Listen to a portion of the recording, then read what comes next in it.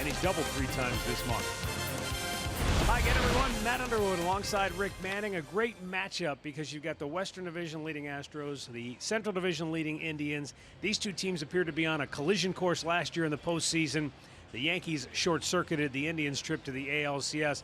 But when you think about it, the Indians were the only team to come in here last year and sweep a 3-game series from the Astros. Well, and it's very rare with this pitching matchup that we have going tonight between Houston and the Indians is they're undefeated. And, yeah. You know, we're into May. I mean, deep May, but Clevenger's been outstanding. He's really started to come into his own with his fastball, the slider, mixed in his changeup a lot. He's going to his curveball when he has to, but he's got a tough fight against him tonight. He's going up against a guy that's been brilliant, 34-year-old Charlie Morton, who somehow has raised his miles per hour, 4 or 5 miles per hour, to get up to 96, 97. He has a tremendous slider, and these two guys have been very, very good. Morton with an ERA that is outstanding, and he is 5-0 on the year, and a 2.03 ERA, and he keeps very good company with Pedro Martinez when you see no losses and an under 200 opposition batting average. And Clevenger does the same thing on the road. They hit under 100 against him, and he's been a road warrior. You don't figure to see a lot of base hits strung together for rallies.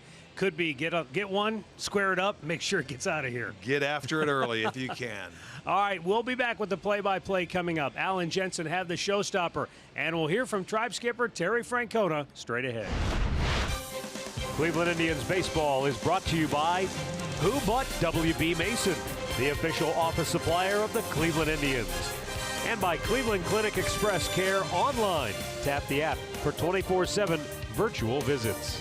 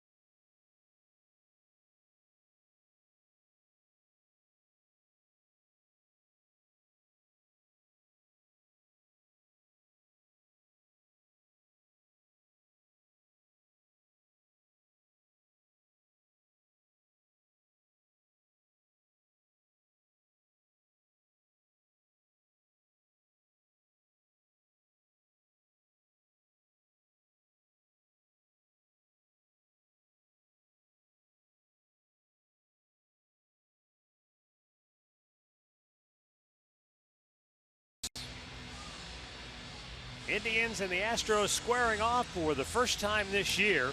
In fact, they're going to see quite a lot of each other over the next week to 10 days. They'll play 7 times head-to-head. In fact, when you think about it, the Indians have this weekend against the Astros. Then they go to Chicago for 2, come back home, play Houston 4 more times.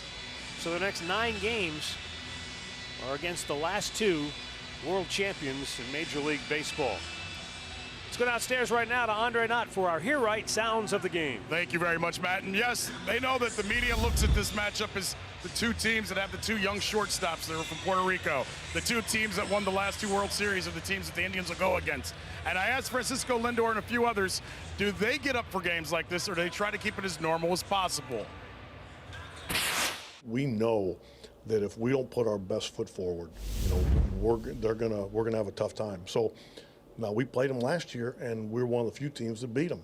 But we have a lot of respect for how they play the game. They're not just talented, but they play the game right, and they play it till the end. So this will be a fun challenge for us. You just got to be yourself. You got to be yourself. You got to understand that you're going to go through a lot of ups and downs. The good thing about it, we're still in first place.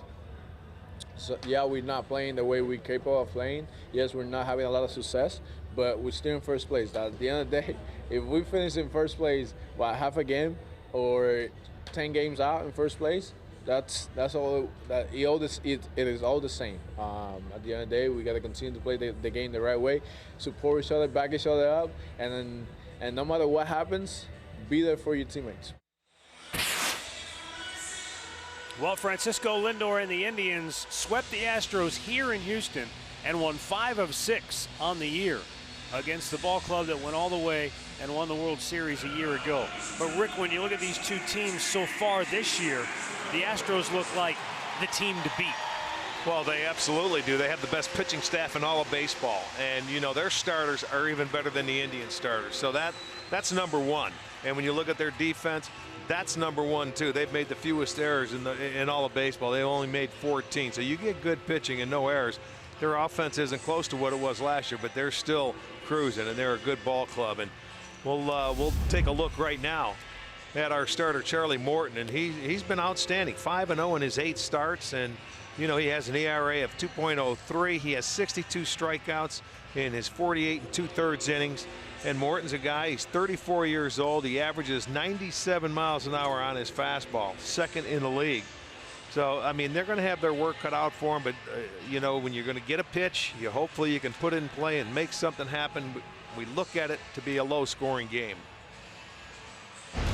Let's take a look at the Indians starting lineup for manager Terry Francona. Francisco Lindor will lead it off. Michael Brantley batting 2nd. Jose Ramirez is 3rd. Edwin Encarnacion back in the lineup hitting cleanup. Yonder Alonso will hit 5th. Then Jason Kipnis. Yan Gomes. Greg Allen in right field bats 8th. Rajay Davis in center field will hit 9th. And let's check out the defense for Houston. It's going to be Kemp is in left field. Fisher is going to get the start in center. Springer moves over to right field. On the infield, it's going to be Bregman at 3rd, Correa at short, Altuve at 2nd, Gonzalez at 1st, and Stassi doing the catching. Bill Miller, the crew chief, will call the balls and strikes. Todd Tischner is at first base, Alan Porter at 2nd, and Jeremy Rayak is down at 3rd. We're ready to go as Charlie Morton winds it up. And tonight's first pitch is a fastball strike on the outside corner.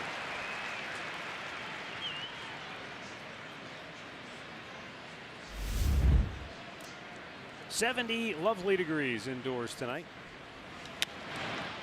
Lindor pops it sky high. Carlos Correa, the shortstop, will make it the catch for out number 1. Storylines brought to you by Wayside Furniture. You're talking about the 2 top starting rotations in the American League. Houston number 1, Indians number 2, but there's more than a run difference in ERA. That's how good the Astros starters have been. And then, of course, you got the 2 tandems for each club. We'll see how they square off. Michael Brantley went 5 for 14 in the series against Detroit with a home run. And Morton with that breaking ball misses down and in. Yeah, you see that curveball that he throws right there. He's given up just 5 hits on it all year long. 5 out of 50. When he throws that pitch right there, that's been a devastating pitch, and he's been crazy against left-handers this year. Left-handers hitting just 132. And, you know, this Indians lineup dominated with left-handed hitters.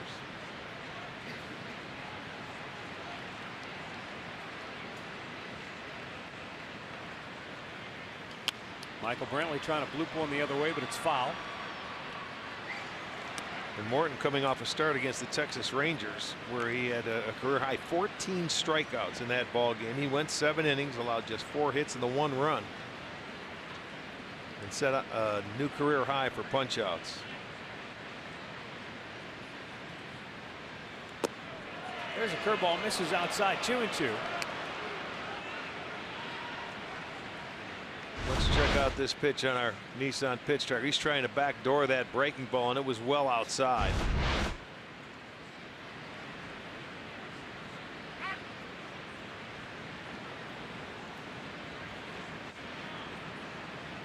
Brantley comes in batting .338 with 6 homers, 28 driven in. And he got him with that breaking ball down and in. First strikeout from Morton. 2 down. This one he started it at the middle of the plate where it's going to come down and hit him in the back foot. Look at that. That's a good breaking ball. It was down all the way, and you swing over the top of it. So he gets his first strikeout. It'll bring up Jose Ramirez. Fastball up and away.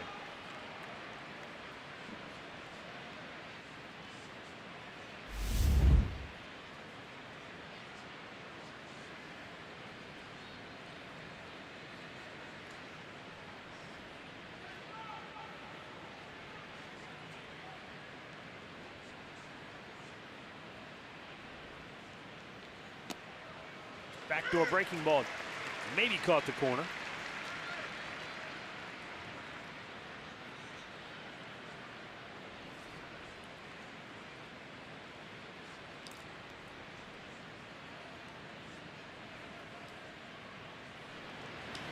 And a sky-high pop toward the Indians' dugout and out of play. You know, that variance is tough to cover between that fastball where it's 97 and then slow breaking ball. You really, I mean, it keeps you off balance. You almost have to sit on one until you get to 2 strikes, and hopefully if you get it, you can put it in play and hit it hard somewhere.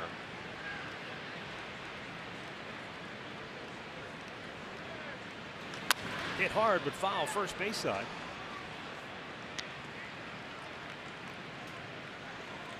Charlie Morton is riding a career-long 8-game winning streak that dates back to last September 15th. 11 starts in that time span. ERA of just over 2. Went to that backdoor curve, but it's outside. And it's 2-2. So the backdoor curve is a teaser pitch. And the one that he throws down and into the left-handers, that's the wipeout pitch because it's just very difficult to lay off, and it's almost impossible to hit. And Ramirez yanks it foul. That's pretty much the same sequence he did to Michael Brantley right there. Went away with one and then came back down and in, but Ramirez was able to get to it and foul it off.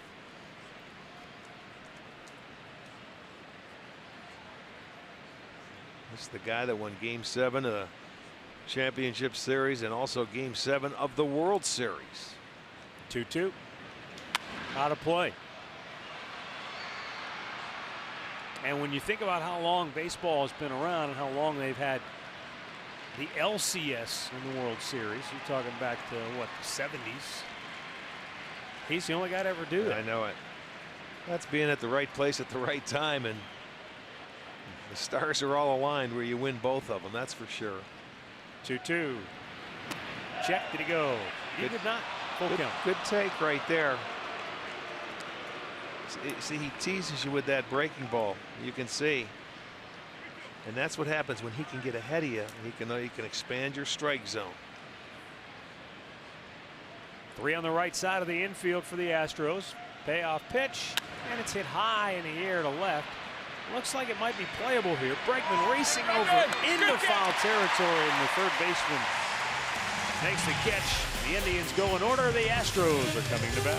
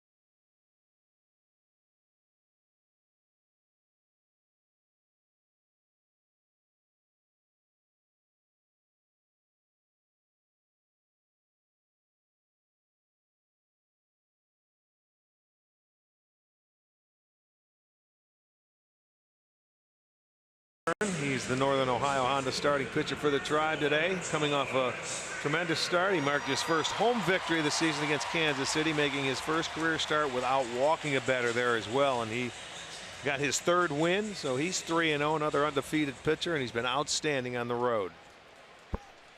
Astros starting lineup looks like this. George Springer, Alex Bregman, and Jose Altuve at the top. Correa, Gurriel, Gonzalez in the middle.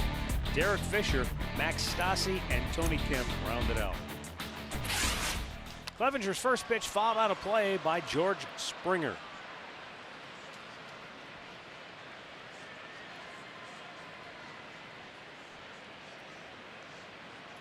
Springer 2 for 12 in their just completed series against the Angels. He bounces this one to first. It's in the hole. And he's aboard to start the night for the Astros.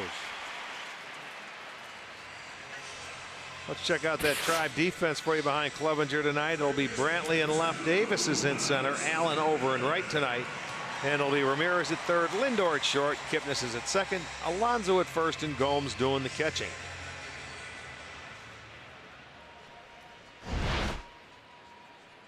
Alex Bregman with Springer aboard at first. And on that base hit by Springer, you could see he just was thinking about shooting it the other way.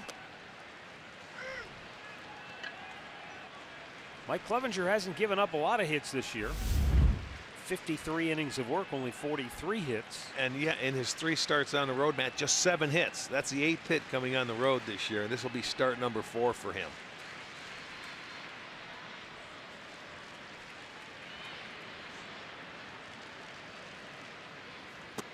As good as Charlie Morton has been this year for the Astros, and going back to last year, having won his last 8 starts, the last loss as a starter for Mike Clevenger is last July.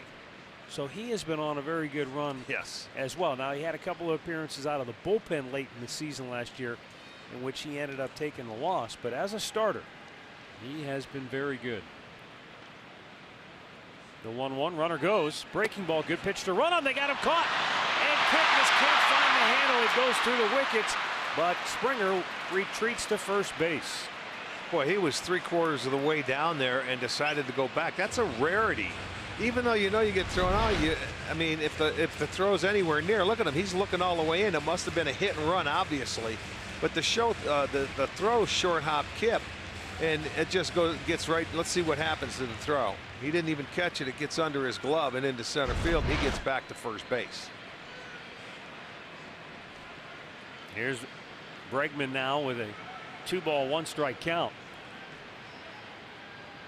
Springer not running, and the pitch is low and away. Great stab by Gomes. And it's 3-1.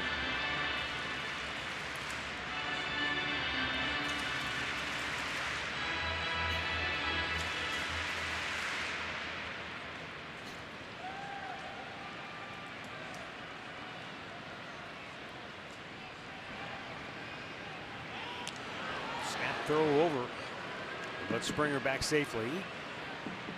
He's not the kind of leadoff man that's going to run a lot, but he gets a lot of hits and he gets on base. Yeah, he hasn't stolen a base yet this year. He's 0 for 2, and he was off and running and went all the way back. Maybe that's why he doesn't have a stolen base. Right. He goes the other way. 3-1 is swung and fouled back, full count. Well, Bregman, a guy here, he will take his walks. He's walked 28 times, which leads the team in that department, believe it or not. Everybody likes to swing the bat, but this guy has 28 walks.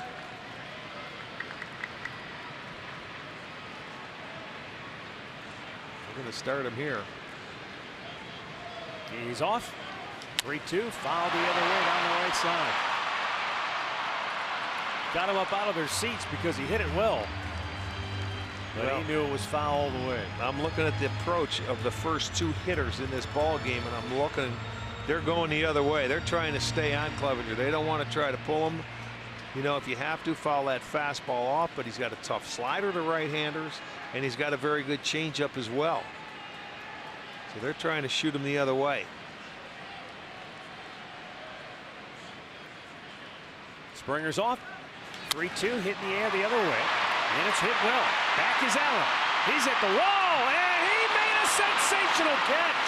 Throw back to first, sliding headlong into the bag is Springer to save a double play.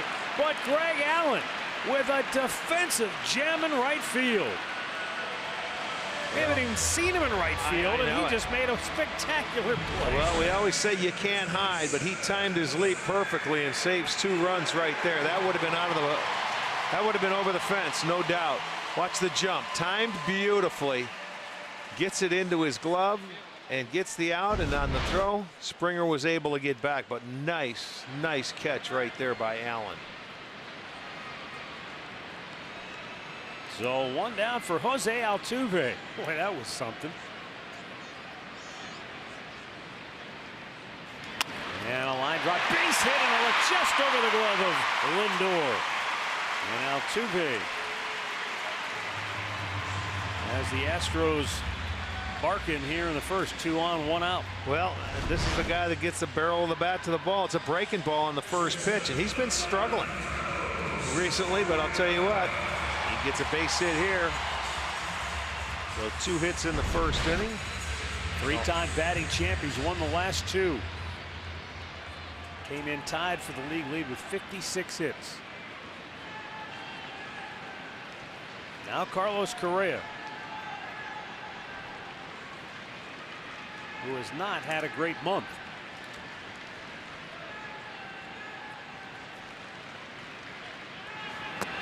But like a lot of power hitters, they ride the roller coaster, and when they get hot, look out.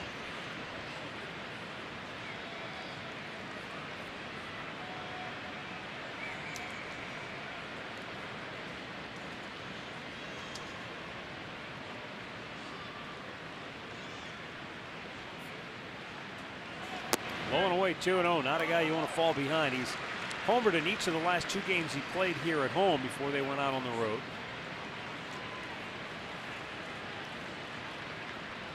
Yeah, this is not a lineup you can nibble to. I mean, these guys they're 7th in the league in batting, 4th in runs scored, but they led all of baseball. They were a dynamite offense last year.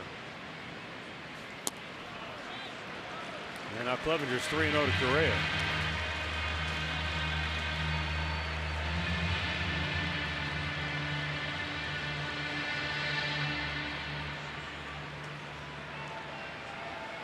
Just can't throw a cookie here. You've got to make a good quality pitch, because you know the green light will be on if he wants it. They're foaming at the mouth, and He walked him on 4 straight. Now they're loaded up with only 1 out. And we'll go down to Andre Knott. Matt, you may have been on what the Astros are looking at going against Clevenger. And listen to A.J. Hinch before the game. He said you don't hit his off-speed pitches. He said it's one of the best that they've seen on tape all year long. He said you got to hunt for a fastball and hope that you go the other way with it, because he thinks that he's got one of the better off-speed pitches they've seen so far this year, and that was how they were going to approach against Mike Clevenger. Yeah, you can tell. You can tell the first 2 hitters, Andre, they were trying to go to right field and searching the fastball. Except Altuve, he gets up and he sees ball and hits it, and he hit a breaking ball. Well, here now is Yuli Gurriel, the DH.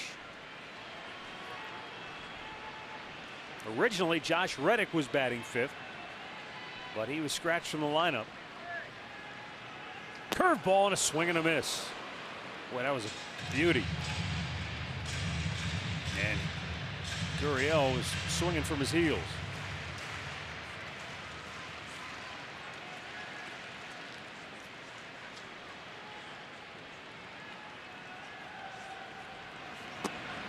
Low fastball right at the bottom of the zone. Came back with 2 really good pitches to get ahead after the 4-pitch walk to Correa, so he realized it. No nibbling, I got to be aggressive.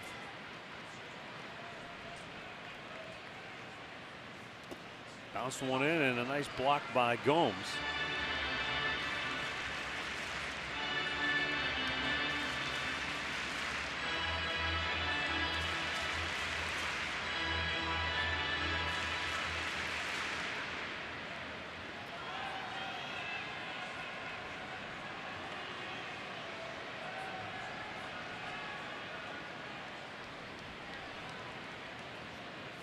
Bounce to third. Ramirez steps on the bag, goes across the diamond, double play, and Clevenger gets out of a bases loaded 1-out jam here in the first.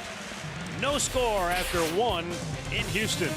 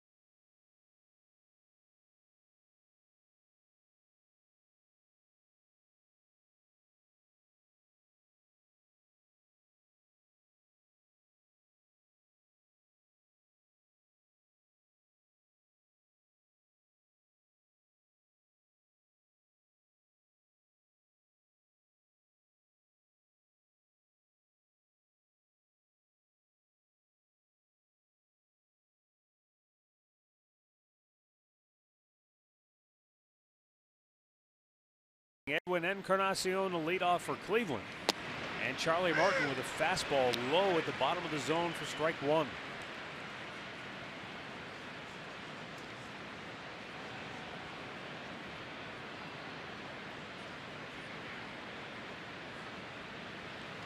When the Indians beat Morton and the Astros last May, it was not that they battered him into submission.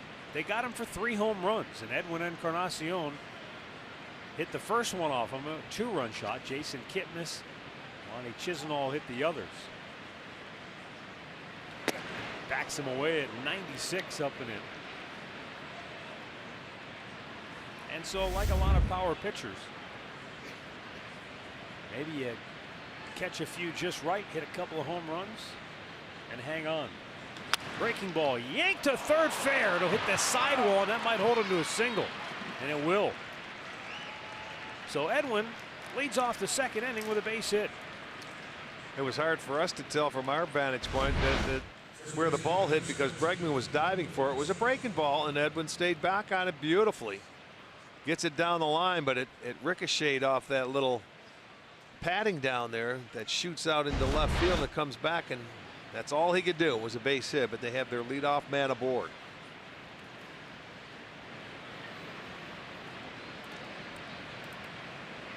Now Yonder Alonso.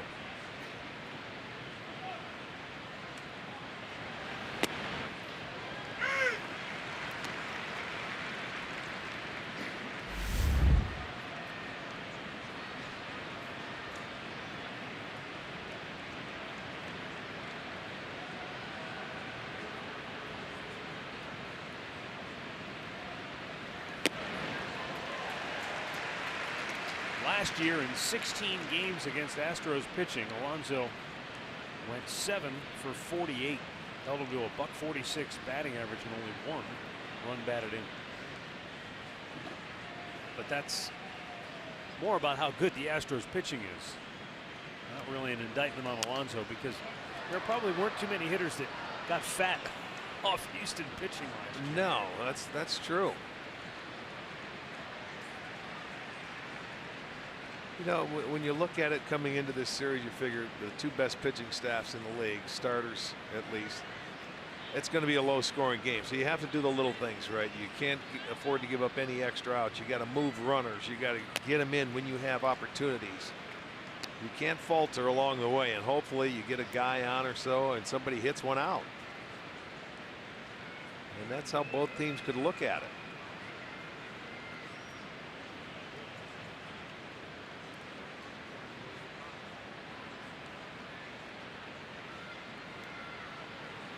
Checked his swing, fouled it back, I'm sure. Even though he's been now in the World Series, A.J. Hinch is probably kicking himself in that dugout right now, because you have bases loaded, 1 out in the first. Every manager wants to score first. You want to get the early lead, and to have that opportunity kind of get away from you. Well, yeah, especially you're coming home to start your homestand. They're 18-5 when they score first. You're right. Every team loves to score first, especially when you got a guy on the mound that's throwing the ball very well. But Hinch has done a beautiful job here in Houston. They've assembled a very good ball club. And they play the game the right way. 1-2, down and in. He checked. No, they said he went. Third base umpire Jeremy Rayak rings him up. Yeah, he did. 1 down. He went. That's number 2.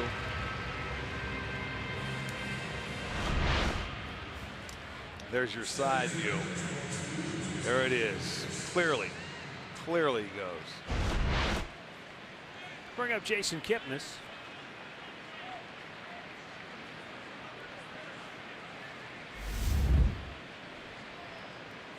Last year, Kipnis batted .308 against Astros pitching. Now that's just 8 for 26, because he only played the 7 games or 6 games last year, but a job well done.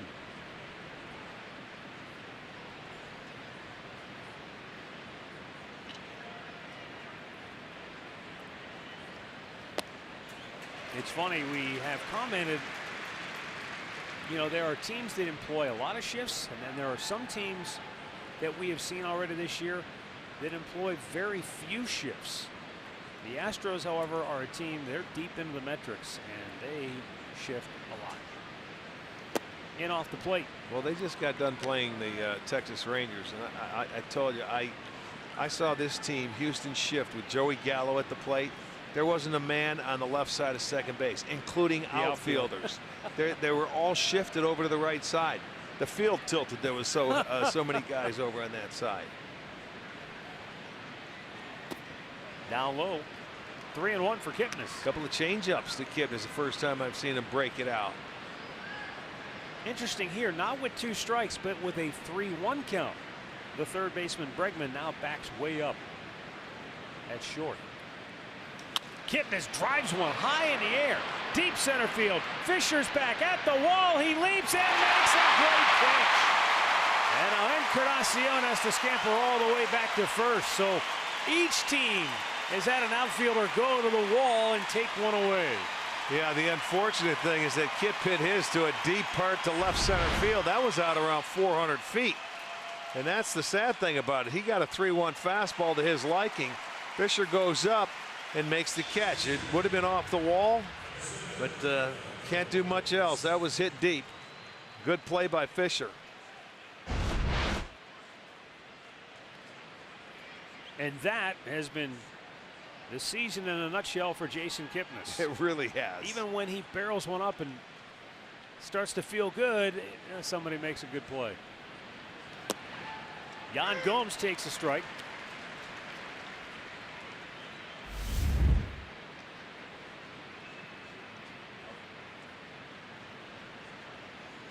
Gomes with a hit in 10 of the last 13 games.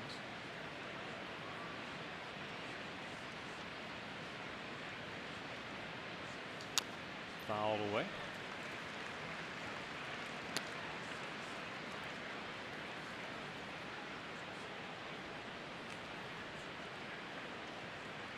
Gomes down to the count 0-2. Not a pure shift as you see Altuve up the middle. He's still on the second base side of the bag, but I mean a gigantic hole on the right side.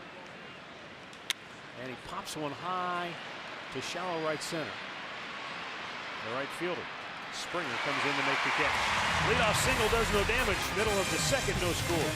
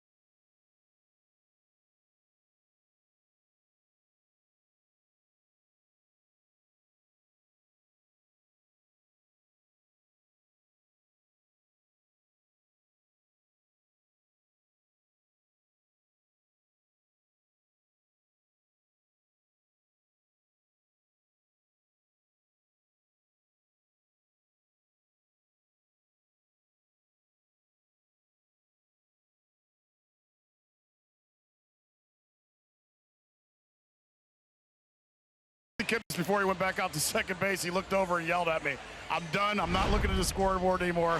I quit. I give up on worrying about whether I'm going to hit it again." And I said, "It's just like Detroit." And he goes, "You're the 4th person to already tell me that. I know I hit it 400 feet. I still don't got a hit for it." I told you it gets frustrating like that, but you know what? Hang with him. That's I mean, it's a terrific at bat. You got to go up and bust your bat the next at bat and get a base hit and get some confidence. That kind of swing, you're going to get rewarded for it eventually. Absolutely. It's frustrating, boy, when you're a hitter like that and it happens, you know, for a period of time. Mike Clevenger facing Marwin Gonzalez here in the second. And a swing and a foul ball. 1-1. Knocked the mask right off Gomes' head.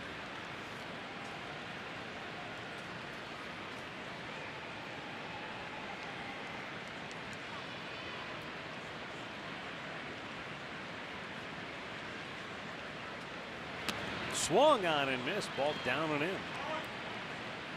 was a well-located hook. Hurt his top hand right there.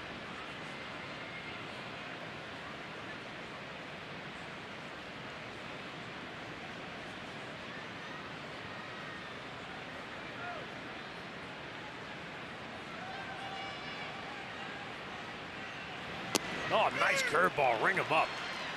First strikeout for Mike Clevenger. One down here in the second. And Marwin Gonzalez now 0 for his last 22. Comes back with that breaking ball. He did something to that hand on the swing before, but this time it's a backdoor variety. The other one was inside. So he just took that one and gave up on it, and he'll walk back as a punch-out victim. Derek Fisher. He was the guy not in the original starting lineup, but inserted once Reddick was taken out.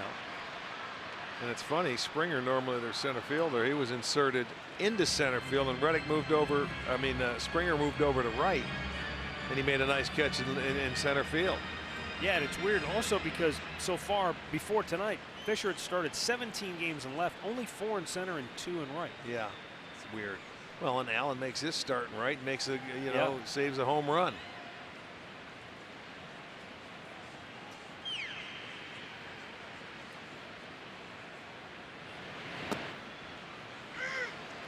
Fisher taking, that's a strike. It's 0-2. Well, that's what they feel. They're going to take probably that breaking ball until they have to swing at it, thinking it's one of the better ones in the game. And his changeup, and search his heater. There. He tried to hold up, but see you later. Caught in between. Back-to-back punch-outs for Clevenger.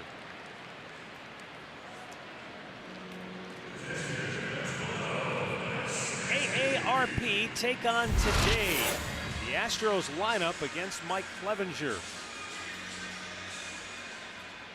3 for 16. 7 strikeouts. Again, not a ton of data. Right. When they saw him before, it wasn't fun for them.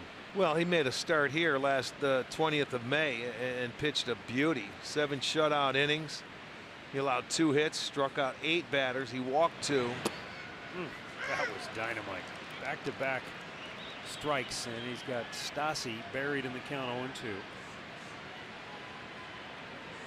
Well, that first inning should have pumped him up, getting that double play ball to get out of the inning. Looked like it did. It sure does, because he's coming out staying aggressive. Rick, we've seen a couple of swings in this inning. When you see a guy on that first pitch kind of check his swing, but his body's like way bailing. Does he have any idea where the ball's at when you see a swing like that? No, you're trying to hold up, and your body's. No, I would say no. It's like you've committed to swing, and yet you're not even sure where the ball's at.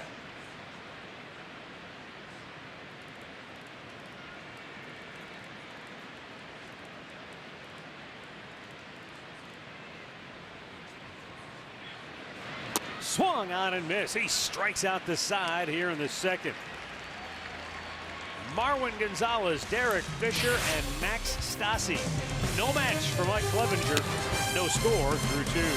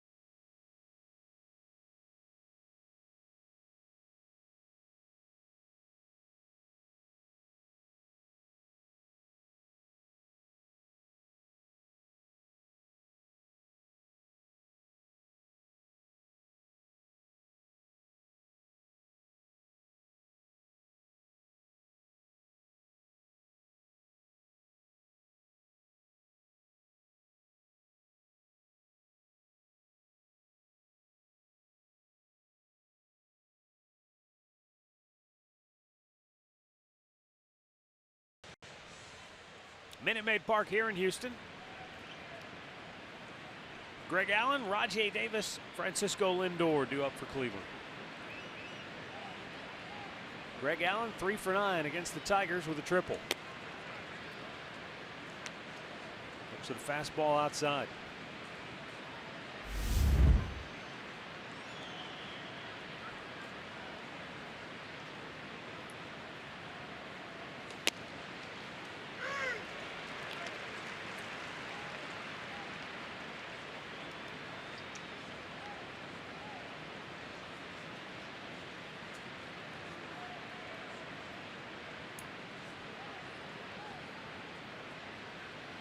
You know, the interesting thing about the Astros coming into tonight's game, and maybe this is a product of them being the world champions.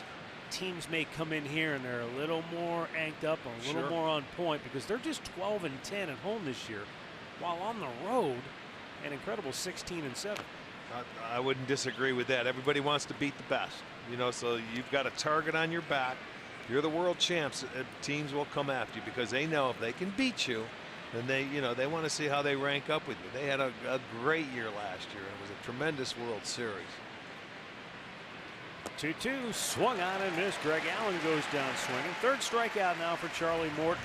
Matt, it's funny you bring that up about what the Astros have done here at Minute Maid Park. And talking to Terry Francona before the game, he said he tells his guys every game counts the same, and it kind of goes off the quote you had from him. But he said his guys know if you don't bring your A game when you come in here versus his team, you're going to get embarrassed. So he thinks teams do play better when they come in here because you know you got to play your best ball against the world champs. You know, and they're averaging 35,000 fans a game.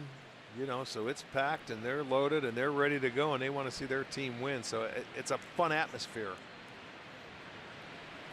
Rajay Davis with 1 out, bases empty, takes a strike on the inside corner. Raj 4 for 11 against the Tigers in a series in which the Indians won the finale to avoid the sweep.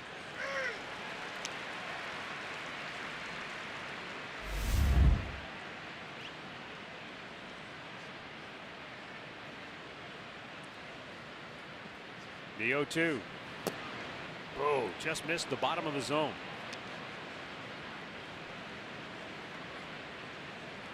Tell you, this is a tough take, and it was just a bit low. And a really good job of trying to frame that by Stassi. Now Raj slowly chops one foul. You know, the separation between the breaking ball and the fastball, his changeup's about 90. You know, and he gets down to about 81 or so on that breaking ball, but he's throwing 95 to 97. So, I mean, there's a lot of separation there, man. There's not a whole lot of room. You've got to make your decision in a hurry.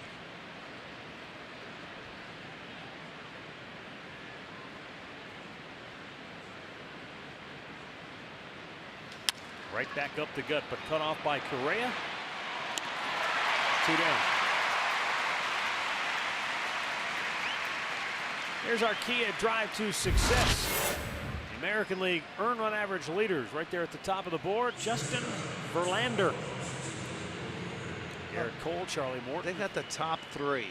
But you know what? Kluber's 5th. And right after him, or excuse me, 6th. And then right after him, you've got Clevenger and you got Bauer too. So it's sprinkled throughout these two team starters. The top 10 in the American League. Justin Verlander, oh, I think they got crossed up there. He didn't, I don't think he put any leather on it. I'm almost positive there had to be a cross up there. Because Stassi, it almost looked, Rick, like he went to try and backhand it, and it handcuffed him completely and drilled the umpire. Bill Miller is wincing in pain.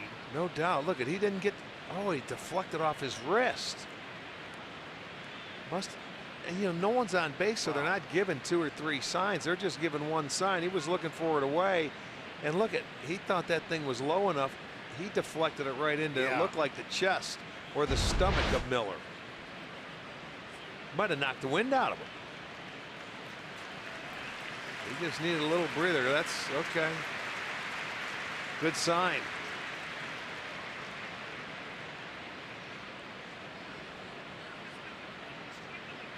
That is kind of strange. You know, no. With you know, you're just He must have thought that fastball was lower than what it was because it deflected off the upper part of his glove.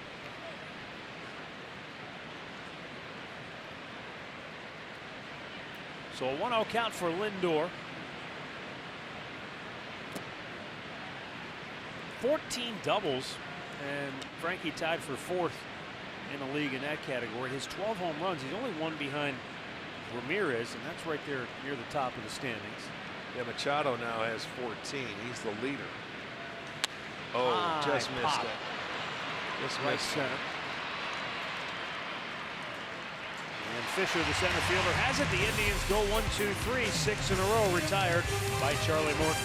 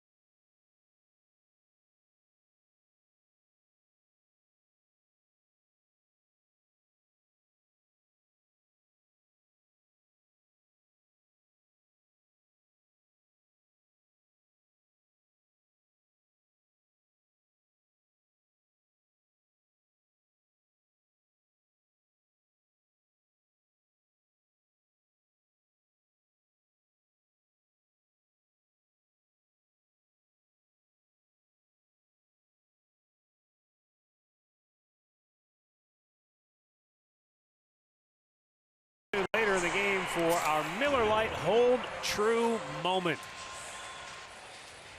Minute Maid Park here in Houston. No score. Bottom of the 3rd. Tony Kemp, the number 9 hitter in the Astros lineup, will lead it off. Kemp, then George Springer and Alex Bregman.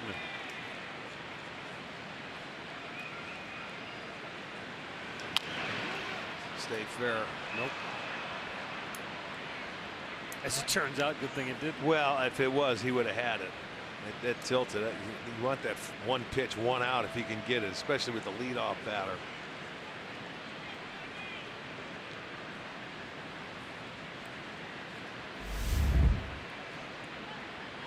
Called up from AAA Fresno on Wednesday was Tony Kemp. Here's one kid that doesn't stand in the back of the box. He's about even with the plate, and that front foot goes all the way to the front part of the batter's box. He was hitting .335 at AAA this year. And just had a 20-game hitting streak end before he got called up. Well, when you're a young player trying to crack this Houston organization, the big league team, you've got your work cut out for you. You've got to put up some numbers down there. Well, he's a guy that they probably look at as a complimentary player, sure, at the very least, because he had 13 steals already in the PCL. Well, Marisnik they sent back down. He was scuffling offensively. He's a pretty good defensive player. But, you know, if you're not going to get a lot of playing time, you got to be able to do something right. And Kemp is not a very big guy, but I'm sure he runs well. Probably plays very good defense. Tennessee product, meaning that's where he grew up. He went to Vanderbilt for his college baseball. Strike 3 called. Low dart. Look at that dot right at the bottom of the strike zone, and that's 4 in a row struck out by Mike Clevenger. Well, yeah, just a low darter right there, man. That's beautiful. It kept its line right at the knees. He gets the call. I'll tell you what, that first inning woke up Cleb. Here's George Springer. Back on May 7th in a game in Oakland, George Springer went 6 for 6. That set the Houston record for hits in a 9-inning game and put himself in some pretty rare company. He's the 40th American League player and the 102nd major leaguer to have 6 hits in a 9-inning game.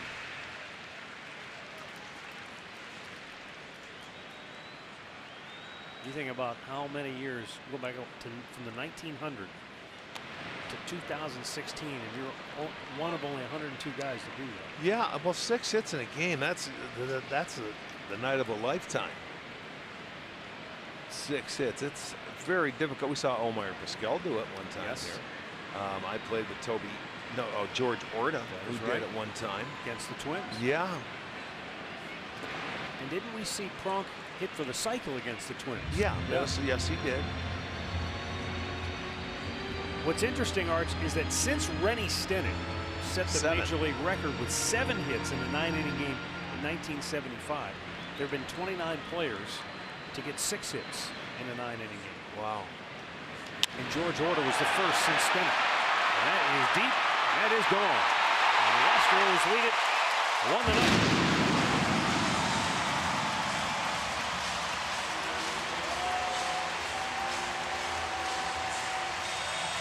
George Springer's 9th home run of the year. And only the 3rd home run in this his 9th start allowed by Mike Clevenger. Well, he pulled his hands in on this fastball. Now look, he shot his fastball the other way, but that was middle third of the inside corner. He did a nice job of getting the hands in and getting it out. And you know, that box out there is not very far away. That's a short distance. It's 315 down the line. Yeah, I mean, that's so probably not a home run anywhere else. And it's you know, a little elevated, so that's a home run in this ballpark. Strike to Alex Bregman, who flied to right and was actually robbed of a home run by Greg Allen in the first. It was clearly over the fence and going to be a home run. But Greg Allen went up and over and took it back.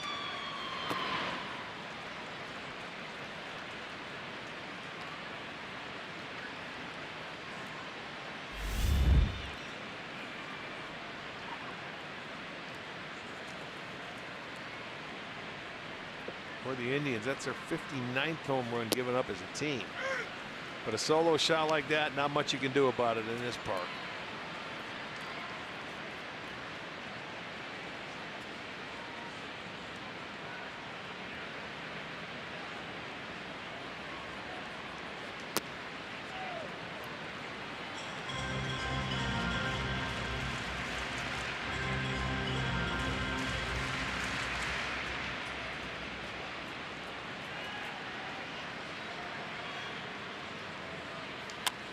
Slow chopper to short. Lindor has to hurry. Can't get it.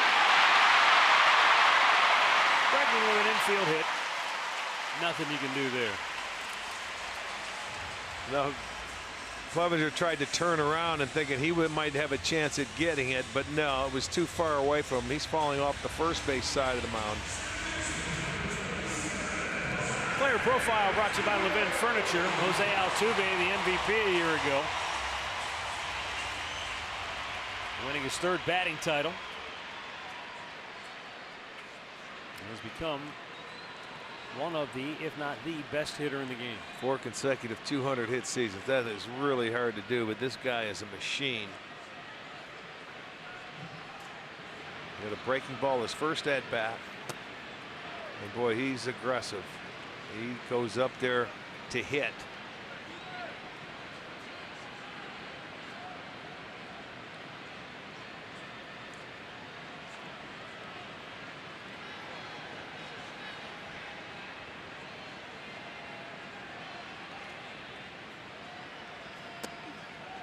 Just off the plate. 2-0, trying to make a perfect pitch. This is where he got himself into trouble in the first inning. Trying to make that perfect pitch and then ended up nibbling, falling behind. Gave up a couple of hits and then walked the batter and had to load it up. He got out of it with a double play ball. That's low again. 3-0.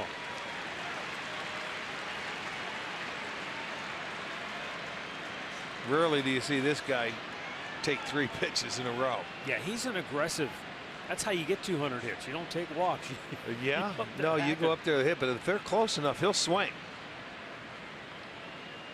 Swings at the 3-0. Ramirez grabs it. He'll throw back to first for a double play to end the inning. Wow, 3-0. He was ripping, and he smoked it. But Ramirez grabbed it and turns it into an inning-ending double play. Astros grab the lead, 1-0 through 3.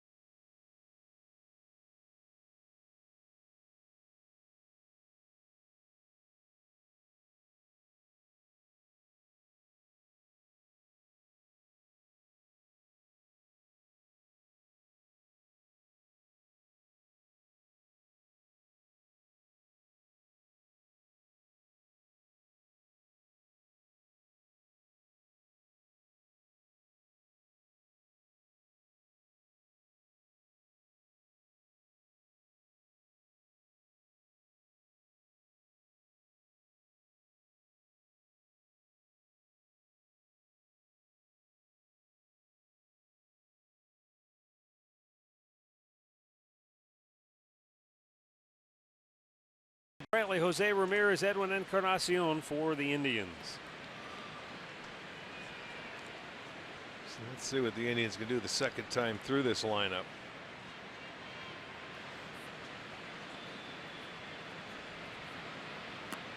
Brantley spits on the curveball in the dirt.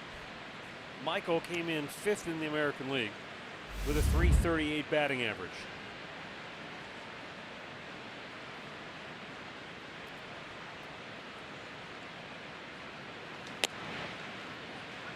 And the Astros accordingly play him about as straight up as they'll probably play any left-handed hitter.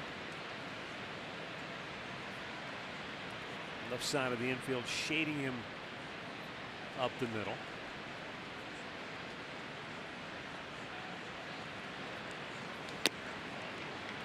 How about that? Charlie Morton 3-0 to the leadoff man, Brantley. Jose Altuve had a 3-0 count, and he got after that pitch, lining into an inning-ending double play. But you called it. You said this guy doesn't like to walk. He's up there looking for a pitch to hit. Absolutely. He's looking to swing.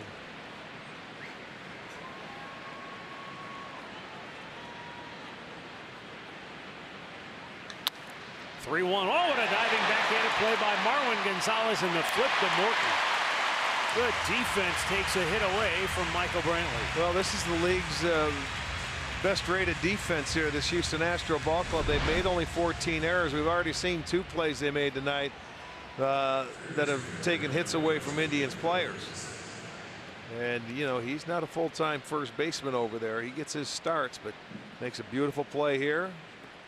Again, it takes a hit away from Brantley, and he would be your leadoff hitter. So we've seen great defense on both sides already here tonight. This is the 4th inning. And Ramirez lines one to Gonzalez for out number 2.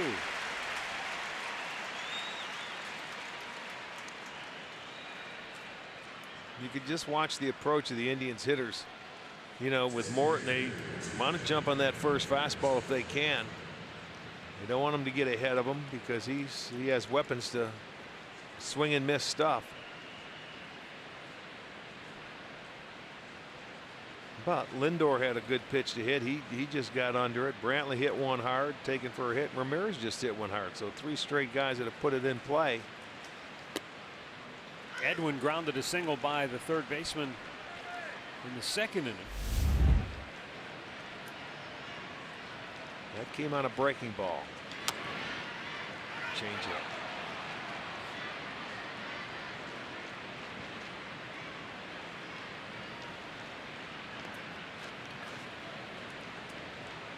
Yeah, I wonder if Verlander brought, you know, because we watched him pitch so long in Detroit that he used to throw change-ups to right-handers a lot, and that staff did. I wonder if he brings it to this staff as well.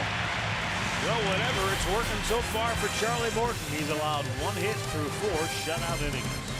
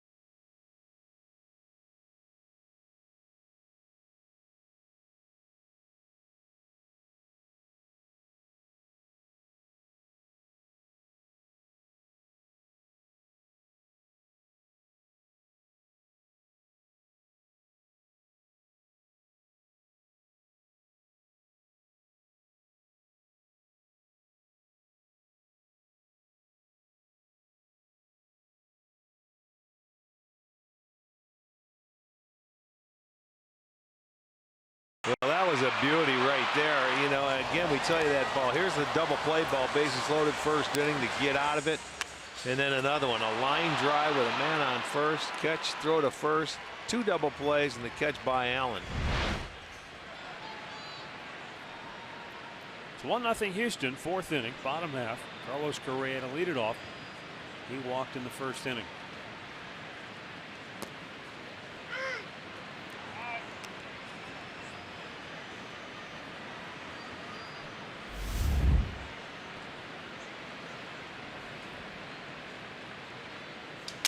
Broke his bat. Jason Kipnis will throw him out, 1 down. T-Mobile, hats off to heroes. Bob Feller served as the chief petty officer aboard the USS Alabama during World War II and was the first professional athlete to sign up after the attack on Pearl Harbor. And now, of course, the Bob Feller Act of Valor Award is presented each year.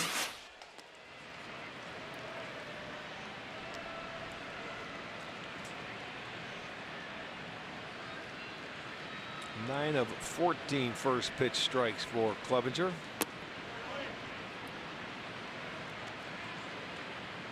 Yuli Gurriel, he was the man that grounded into the inning-ending double play with the bases loaded in the 1st. Good breaking ball. 2-1.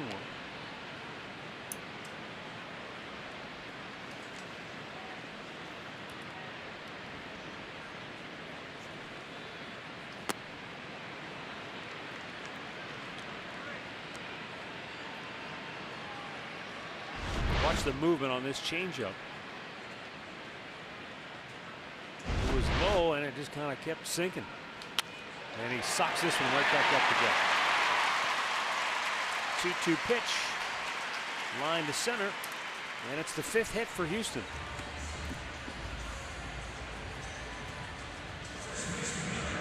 He's been as high as 96, as low as 75, so good separation for sure. No question. And he has that solid 4-pitch mix. From the good fastball down to his curveball. Well, first time through the order, the 6, 7, 8, and 9 hitters all struck out against Clevenger, starting with this guy, Marwin Gonzalez.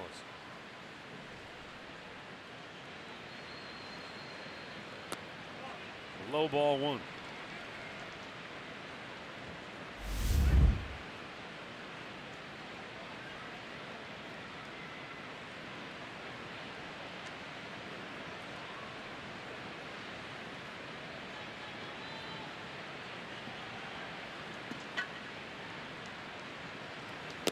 Fastball strike outside corner. Evens it up 1-1.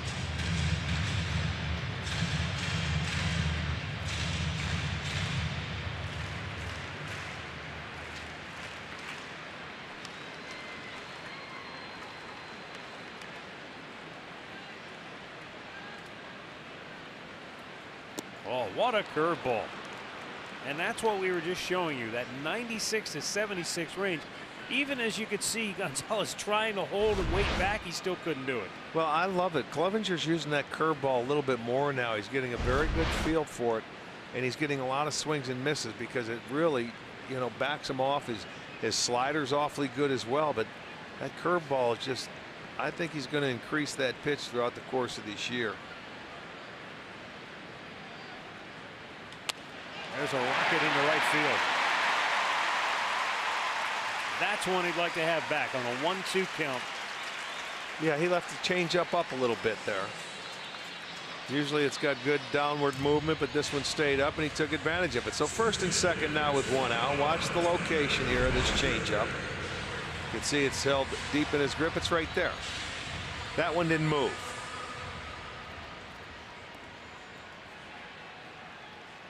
So 2 on, 1 out, and Derek Fisher the batter.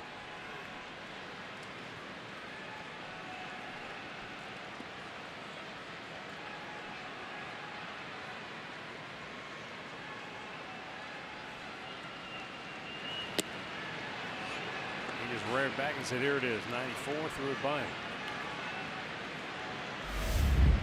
You bring up Mike Clevenger's name to Terry Francona, and the first thing he does, he just smiles. I think really because of how much growth Mike has made here in the last 2 years, from really, you know, prospect, from what do we have here, to, you know, he's on the verge of really pushing his way in to being part of the big 3 to the big 4 now in this rotation. He has definitely added his name to the big 4, no question.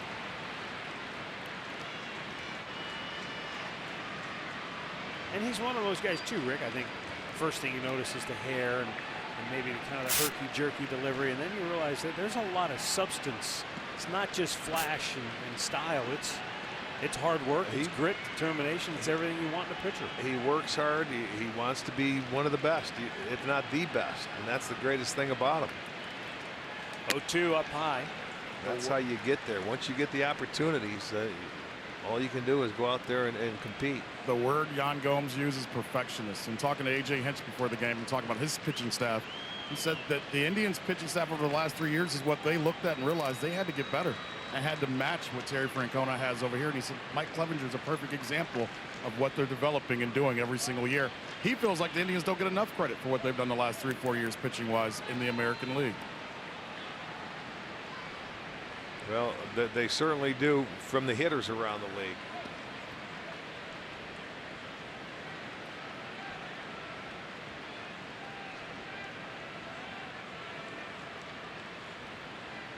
Swung on and missed. Clevenger comes back and gets the strikeout.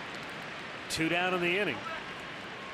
After giving up the back-to-back hits, he needed needed a big strikeout here, and he got one. Well, and this time there it is. It's down, away, another changeup. But this one was located much better than the last base hit to Gonzalez. So now a chance to get out of the inning. Max Stassi.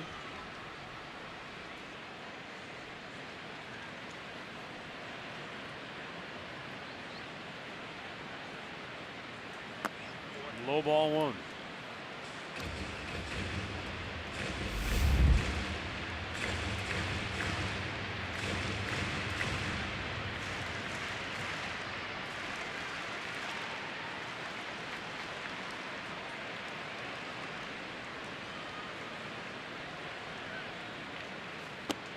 Oh, good low fastball to even it up.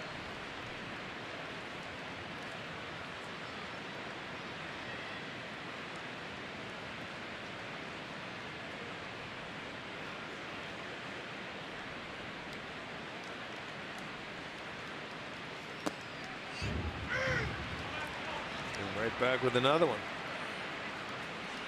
Well, to me, when you're hitting down at the bottom part of the lineup and you get back-to-back fastballs, you better be swinging. You certainly don't want to try and attack that breaking ball.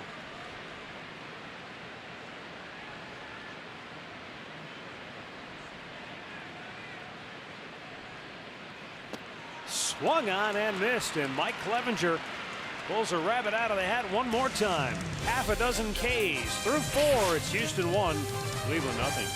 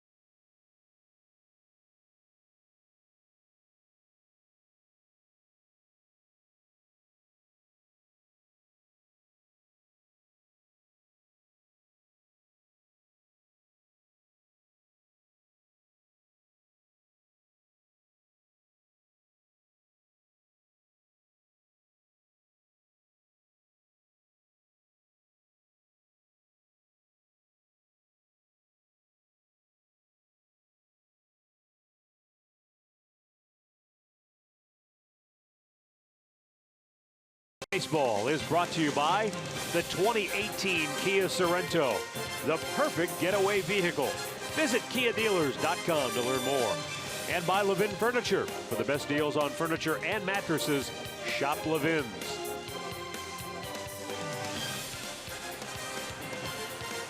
Star Wars night here in Houston.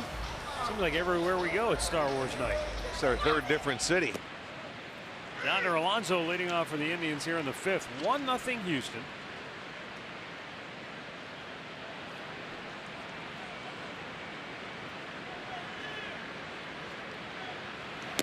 Up high.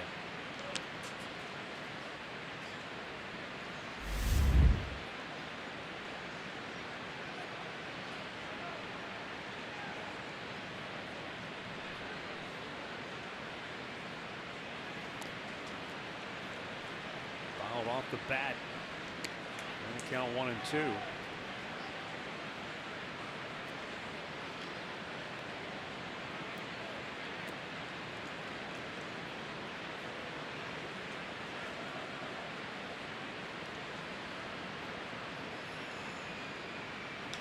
Chopped up the gut.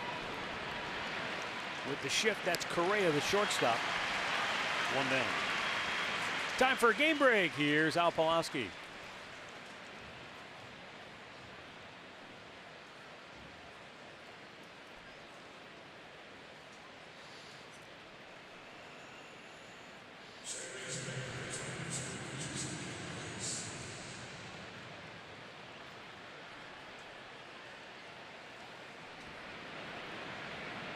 right, thank you, Al.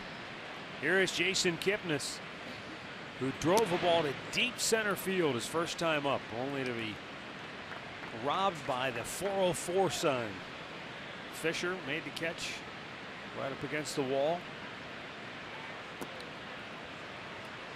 He fell behind Kipnis in the first at bat, 3-1, and he sat on a fastball and got it and drilled it. He's behind him now, 2-0. See if he looks fastball here. Takes a healthy cut if he gets it.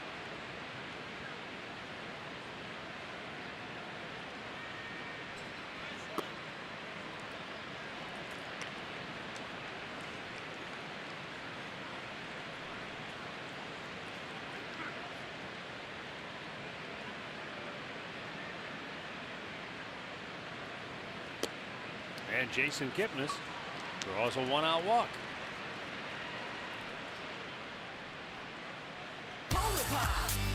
Polar Pop, just 79 cents every day, only at Circle K.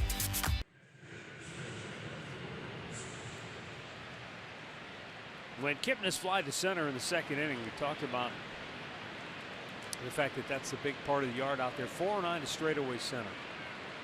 But the dimensions here are maybe as quirky as they are anywhere in baseball, especially from left field to center field. As Gomes sends a sky-high pop to right for out number 2. It's 315 down the left field line. And then you've got the 19-foot wall which leads to the Crawford boxes, which is where the home run that Springer hit went in the third inning. And then it goes out to 362, and that wall juts up to 25 feet high. And then it goes all the way out until it gets down to 409 in center field, and then the wall drops back down to 10 feet, and it stays 10 feet all the way around until right center field. Then it drops down to 7 feet, where it's 373 in that alley, and then 326 down the right field line. So lots of different dimensions, and for the center fielder in particular, not so much the left fielder, but for the center fielder, some of those little nooks and crannies in left center field can be problematic at times. He has to deal with it. You're right, with the padding that's out there and the screening and the bullpens. You can get bounces, you can not get bounces, you can get some crazy bounces. It can hit a corner and ricochet. We've seen some really bizarre caroms out there. You got to be ready for just about anything. Greg Allen, a swing and a miss. And the Indians are out quickly. We're halfway through. It's 1-0 Houston.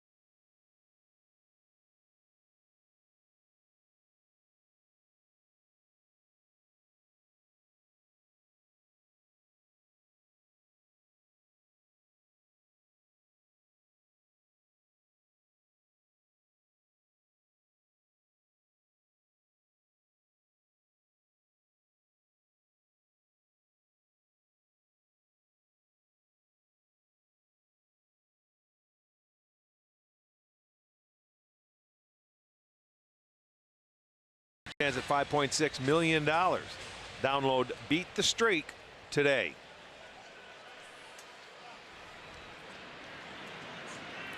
I'd beat the streak every day. Boom. See him. All right, here we go. Tony Kemp going to lead off for Houston. Swings at the first pitch. This bottom part of the order, Mike Clevenger has dominated. The 7, 8, 9 hitters, Derek Fisher 0 for 2, 2 strikeouts. Max Stassi 0 for 2, 2 strikeouts. Now Tony Kemp, who was called out looking in the third, but did put up a good at bat. Now he lines one into center field for a leadoff single.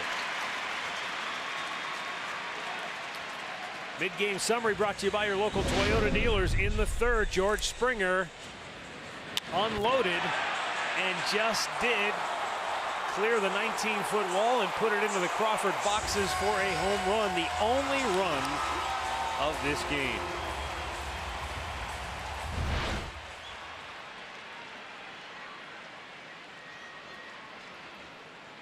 As this at-bat starts, I just want to ask both of you guys, where that home run went for Springer, you didn't see Mike Clevenger show a lot of emotion. He almost shrugged his shoulders. And we do all the hit probabilities and all that other stuff. That's maybe caught in most parks. As a pitcher, how do you react to that? Don't let him hit it there. You know, there's nothing you can really do. It's like pitching at Fenway Park. If you make a mistake, you know, you're pitching into the environment that you can't worry about it. Allen saved him a home run out in right field. True. And as Matt talked about how this park plays, it's fun watching these guys in batting practice try to figure out how the ball will kick from different places in this park.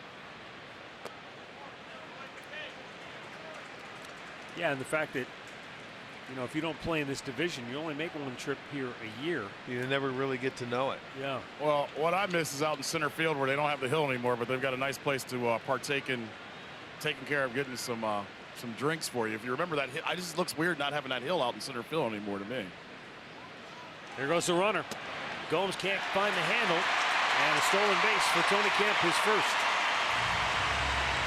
But that's what he did a really good job of when he was in the minors, with 13 steals to lead the PCL before the call-up. Well, he had a really good jump. It was a straight steal. He never looked back.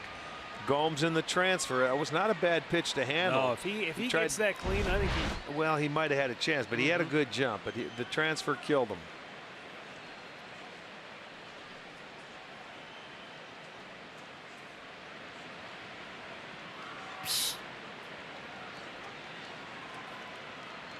Now the 2-0 pitch. And a little low, 3-0. George Springer had a single in the first. We just showed you the home run.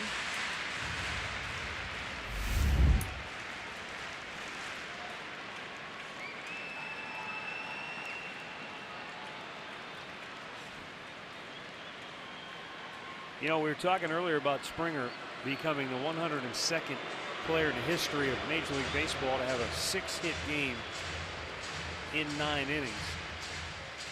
And there are a number of guys that have done that are in the Hall of Fame. A number of guys that accumulated 3,000 hits, including Cal Ripken Jr., Ty Cobb.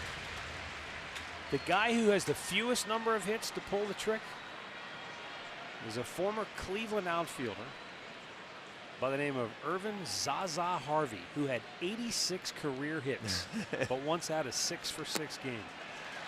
As Springer draws a walk, and the Astros have their first 2 aboard. And the irony of this, Arch, is that when Zaza Harvey had his 6-hit game, he was the right fielder on the day Addy Joss made his major league debut in 1902. He gave up 1 hit that game to a hitter by the name of Jess Burkett for the St. Louis Browns, who hit a little low liner to right field. Harvey came in, claimed to have caught the ball. Witnesses who were there that day say he caught the ball, but they only had one umpire who was behind the plate. He never moved from behind the plate. He said he trapped it. It was the only hit Joss allowed. Wow. Otherwise, he would have had a no-hitter in his first ever game. I should have reviewed it. Grounded to third. It's a fair ball. Steps on third, goes to second, and they'll get a double play. Boy, that was a dynamite effort there by Ramirez and Kipnis. You weren't going to turn 3 on Bregman, who runs very well.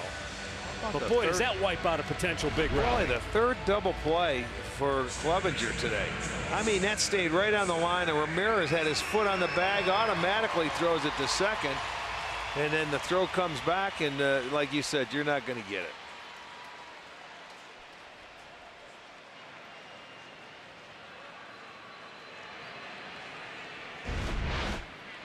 So 2 down.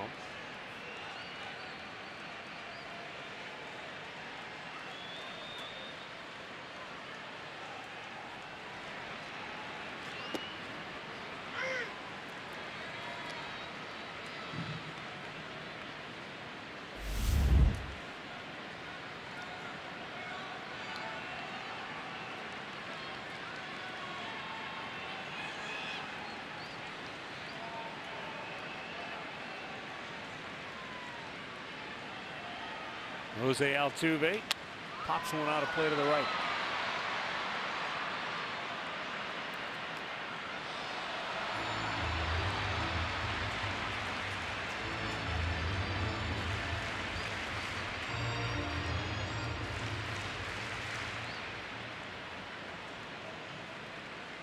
Jose Ramirez has been in the middle of everything defensively as far as the double plays have been concerned for the Indians. Yes, he has. All 3 of them.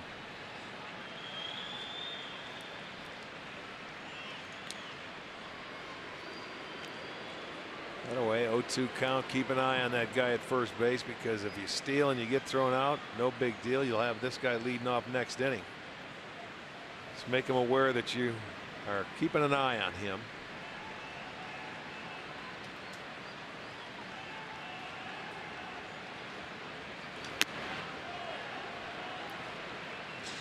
One ball, 2 strikes. You know, I was just thinking, if you're going to waste a pitch to Altuve, you really have to waste it, because he's one of those guys that's a pretty good bad ball hitter. Yes, he is a good bad ball. He can go outside off the plate. He can go in off the plate. He finds a way. He's one of the unique hitters that can get the. Got him. Oh, they got him picked at first. Sure did. Bregman slams his helmet. What an inning for him. He grounds into a double play that short-circuited a potential rally and then gets picked off at first to boot. The inning is over, 5 complete. It remains Houston 1, Cleveland nothing.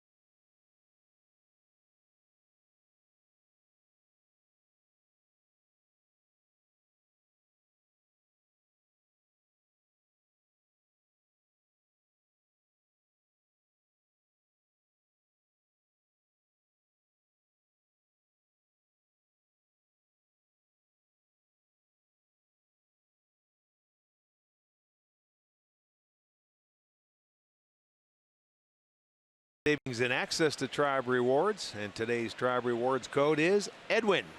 Visit Indians.com for complete details.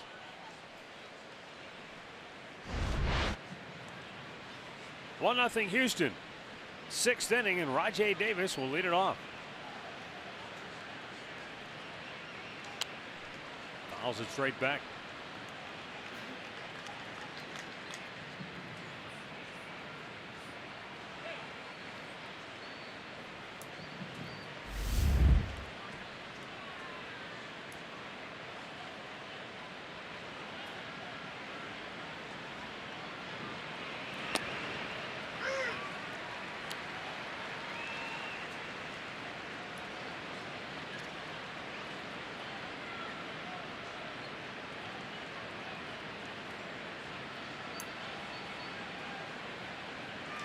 Fouled off to the right.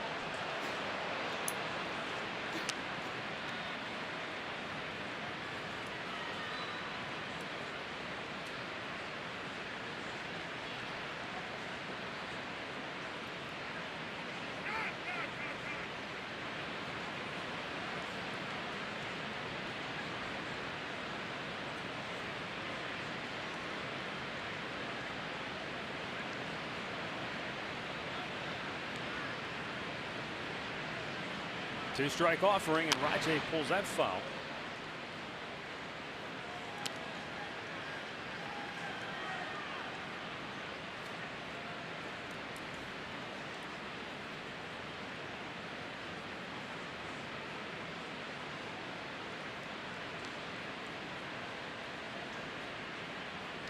Ground ball right at the third baseman, Bregman. And he throws out Rajay Davis for out number 1. Stat of the game brought to you by Buick. Top home run duos in the American League. Mookie Betts and J.D. Martinez with 26. Jose Ramirez and Frankie right behind him. Trout and Upton. Gallo. Where's Stanton and Judge? I don't know. Not on that list.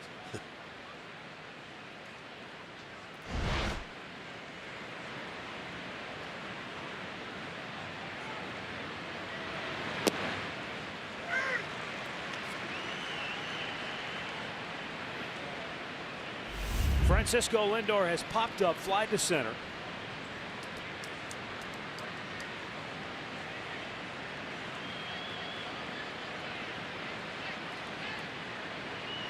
And Charlie Morton delivers a pitch that's fouled up the first base line.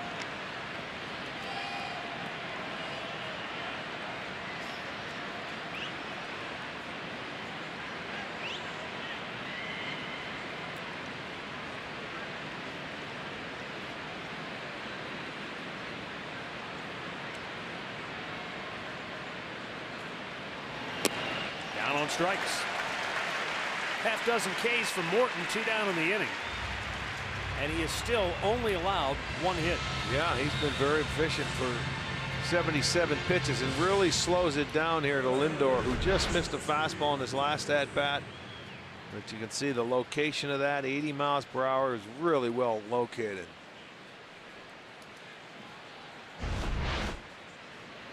Michael Brantley has struck out, grounded out.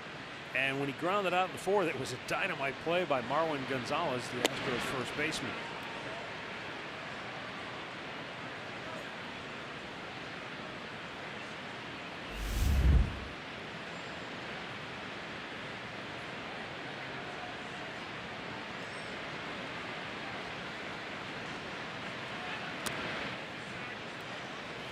So far, this game's kind of playing out the way I envisioned it, at least when I talked to Terry Francona about facing Morton, saying he doesn't look like a guy that it's easy to string a bunch of hits together. It's almost like the way they beat him last year. You maybe get lucky, you square a couple up, you hit him out of the yard. They had 3 home runs off of him last year, but that was about all they did against him. This year, in his 8 starts, he's allowed 6 home runs. But he has just been on quite a roll. 3-0 pitch fouled away. Brantley wasn't going to spot him one, even 3-0. But you can see the difference. 3-0, you get the count in your favor. You got to get after it. I mean, he's not going to make too many mistakes. The hit he gave up was barely inside the fair line. Yeah. I mean, you know, he just got down, caught some chalk, and that has been it. There's a ground ball. Diving stop by Gonzalez, and for the 2nd time tonight, he takes a hit away from Michael Brantley. The Indians go in order. We go to the bottom of the 6th. Houston 1, Cleveland 0.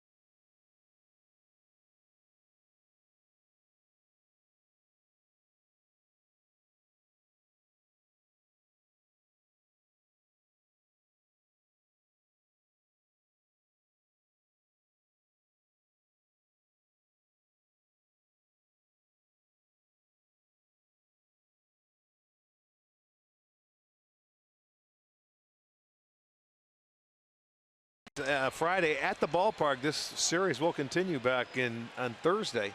But come on out, it'll be Dollar Dog Night. Enjoy the game out in the district, and fireworks to follow after the ball game. It should be a great weekend series. You want to come out and see that, go to Indians.com for your tickets. Jose Altuve leading off for the Astros here in the bottom of the 6th. Mike Clevenger's only made 80 pitches. And, you know, for the most part, he's made big pitches when he's had to. It's not as though he has really dominated. He has dominated the bottom part of the lineup for the most part, but you know, he's had a lot of traffic. Boy, when he's had to make a pitch, and the defense has made some great plays behind him. He sure has. Giving up 7 hits, the 3 double plays have really helped him out a lot. But you know, quality pitches. He's dominated the bottom part of that lineup, and he's been able to navigate his way through the top part. 1 ball left the ballpark, and that's the difference in the game. But they certainly have had more opportunities than the Indians have had in this game. He struck out 6. He's walked 2.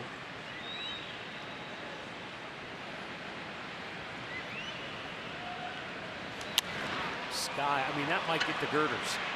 That might scrape the roof. Jason Kipnis makes the catch. 2 down. Great clip of the game from Wednesday, Trevor Bauer.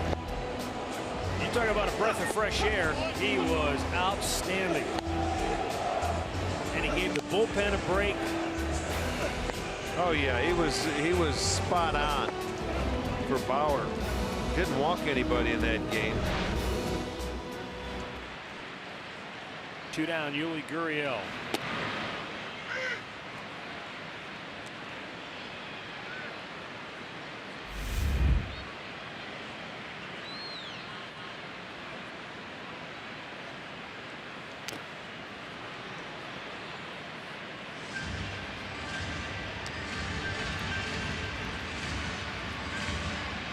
Numbers for Bauer in that game: 8 innings, 4 hits, no runs, no walks, 10 strikeouts, and he did it on 108 pitches. Yeah.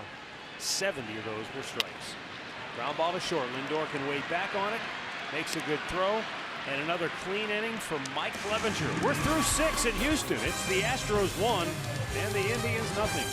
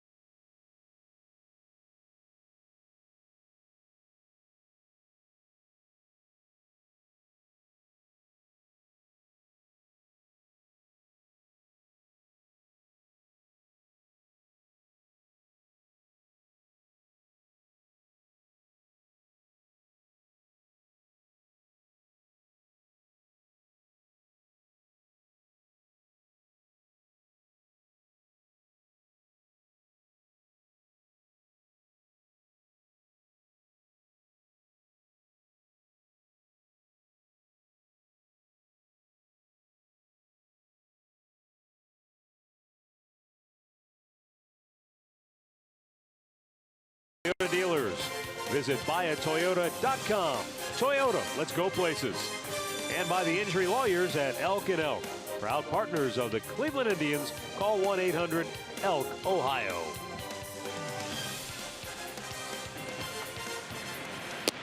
Jose Ramirez leading off the 7th inning. He is 0 for 2 on the ball game. He is fouled out and he is lined out.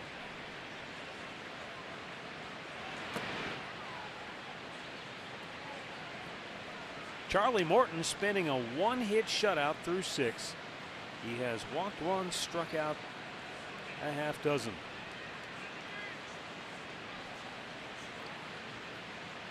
He's been as good as advertised. Yes, he has, and their defense has been very good behind him as well.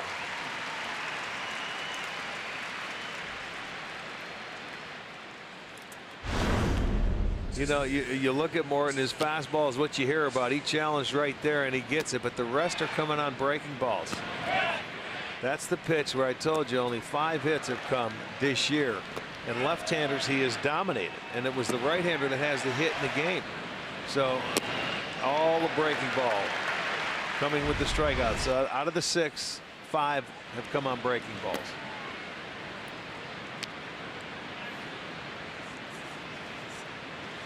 And you can see that when you're down on the count, if you have 2 strikes on you as a hitter, and he's throwing, he has the ability to throw 96 to 98. That breaking ball is just, you can see how many hitters they start the bat just because they're thinking, I've got to get the bat hit out quick. You can't stop. Now, here's a drive to deep right field by Edwin Encarnacion, and we are tied at 1. Edwin turned that baby around and sent it out of here, and now he'll take the Parrot for a ride. It's his 10th home run of the year, and it knocks the game at 1 apiece. 7th home run allowed by Charlie Morton this year. Well, Edwin got him last year in this ballpark, and he shot the fastball out the other way. It's a 4th home run allowed by Morton, and Edwin did exactly 1 swing, and you have a tie game. That's the nice thing. Watch, he wanted that heater away, but it was right there, barrel head of the bat, and stayed on it, and it's a short porch to right. Now a ground ball, diving stop, but it scoots free from Correa, and Alonso is aboard with 1 out. It'll be a base hit for Yonder. Well, I thought he was going to come up with that one as well.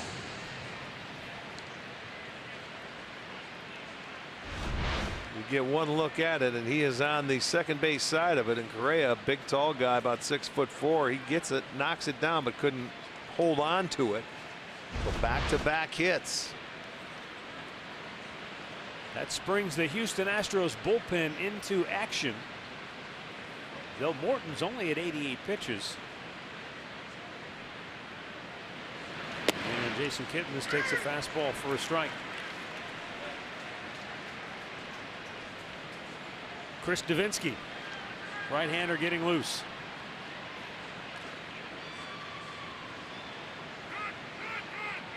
Jason Kipnis fly to deep center in the 2nd and then walked his last time up.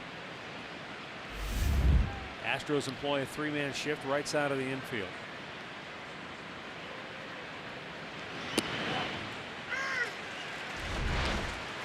Watch the StatCast numbers here. That was just a really good swing by Edwin to take that fastball that way. It was out over the plate, and he just let it track, and he hit it out of here.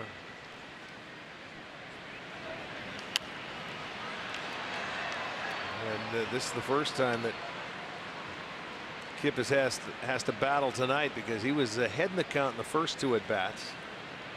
Now he's down 0-2.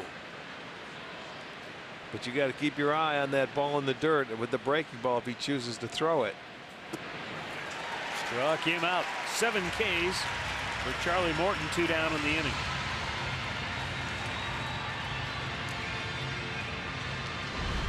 Injury report tonight brought to you by the attorneys at Elk & Elk.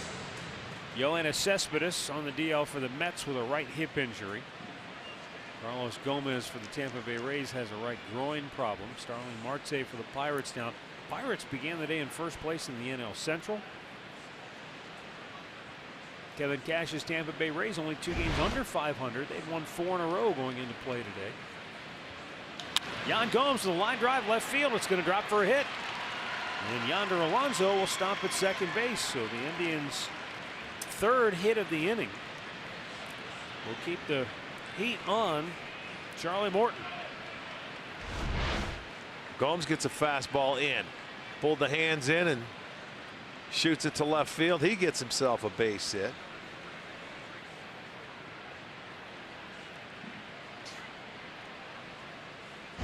Greg Allen, who's had no luck at all against Charlie Morton. He's 0 for 2, has struck out both times.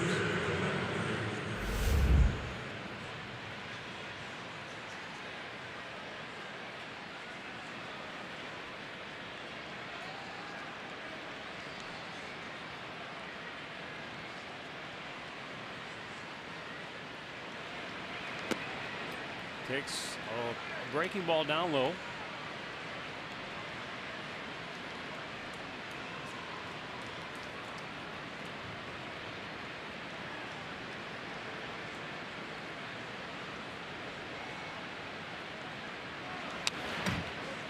Boy, he had a good rip at it, but at 96, all he could do was foul it back.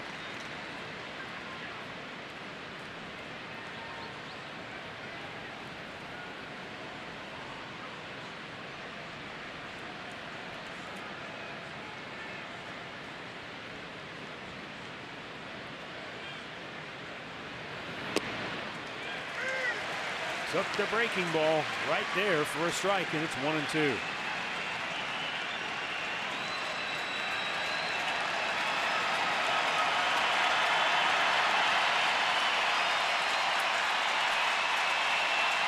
Friday night crowd revving it up here in Houston.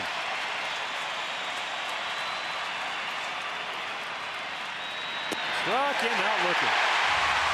8th K for Morton. Allen takes the hat trick. But Edwin Encarnacion ties the game at 1 with his 10th home run of the year.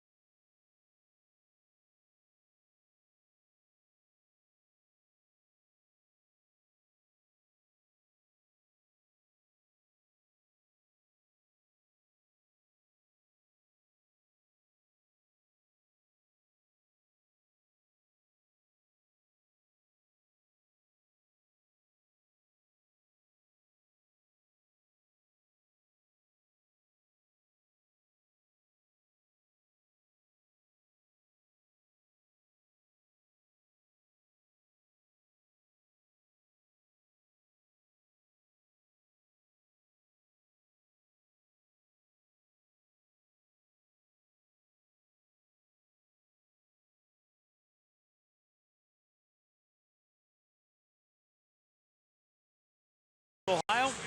Our coverage begins at 3:30 with Indians Live. First pitch just after 4. And it'll be another doozy. Corey Kluber, Dallas Keuchel, a pair of former Cy Young Award winners, dueling here in the Lone Star State.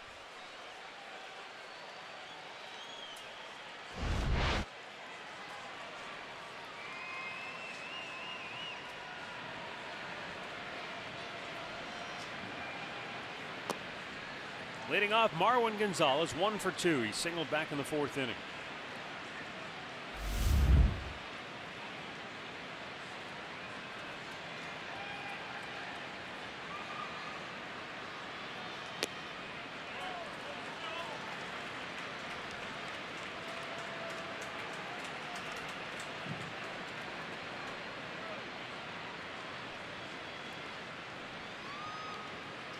Two-0 from Clevenger. Low at the bottom of the zone for a strike.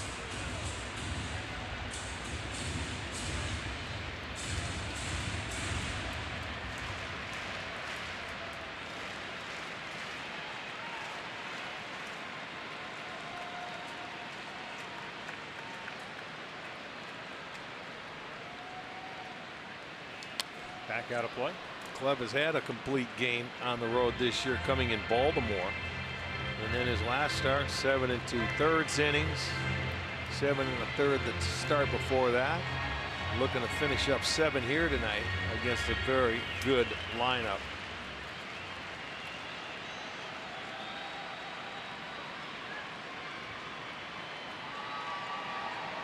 Way outside on a full count. Yeah, that ball slipped.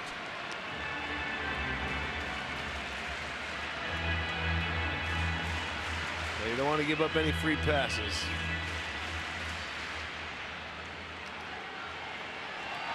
They can hit his way on.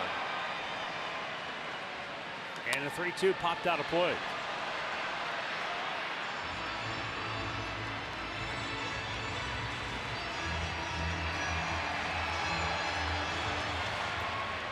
Derek Fisher waits on deck, then Max Stassi for Houston here in the 7th inning.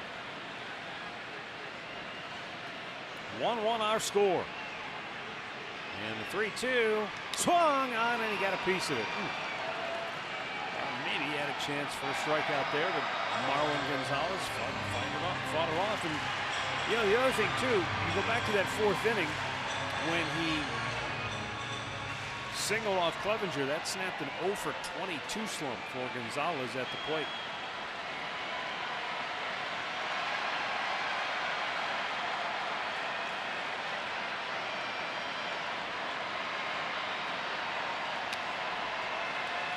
He's coming at him. He's throwing him strikes, and he's just hanging in there, fouling it off.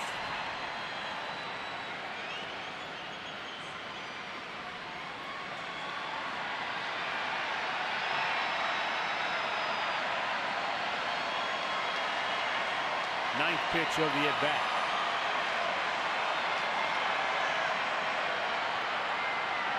And it's outside, ball 4. Astros get their leadoff man aboard. And it's time for our Miller Lite Hold True moment. Great defense tonight by the Indians. Greg Allen in the first inning, then ended with a double play. Another double play turned by Ramirez in the 3rd. And why not one more? Yeah, it's been a part of 3, and then the pickoff move. Yeah. That's where Bregman made all 3 outs in the inning. Hit into the double play and was picked off first base. Indians tied it in the top of this inning with a solo home run from Edwin Encarnacion. Now the Astros trying to come right back. Indians bullpen just now getting some action.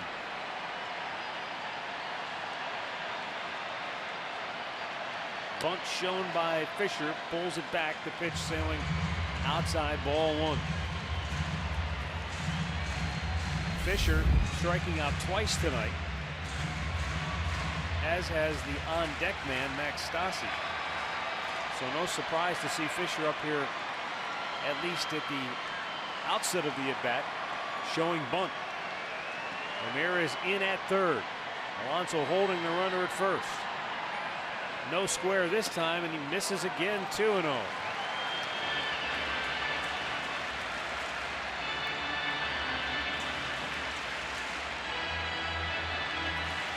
Well, he's got to dig deep here. He's missed with 3 straight. I know. He's at the, you know, that tank's getting empty. He's now missed 4 in a row.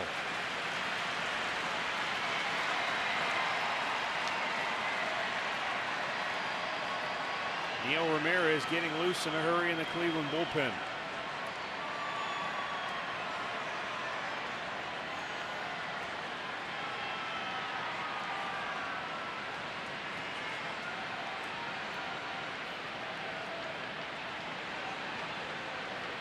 Pitch, taking all the way, it's in there for a strike. What has to be of obvious concern to both Terry Francona and pitching coach Carl Willis is that this is the bottom part of the order where he's had success. Right. And so if he's starting to lose it here. Yeah, these are the guys that he's been aggressive with. He's been able to get them out tonight. The only one with a hit would be Kemp. That was his 2nd at bat. Yeah, he's got to get back and get aggressive again. He walked him, boy. first 2 on, nobody out.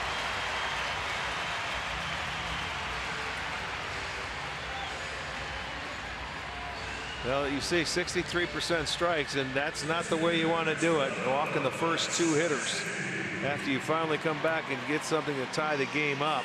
Well, it looks like we're going to get a pinch hitter here.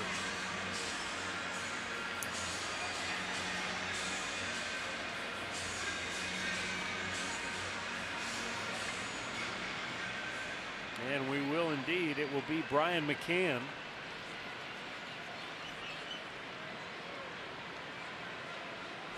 And now Carl Willis going to come out for a visit.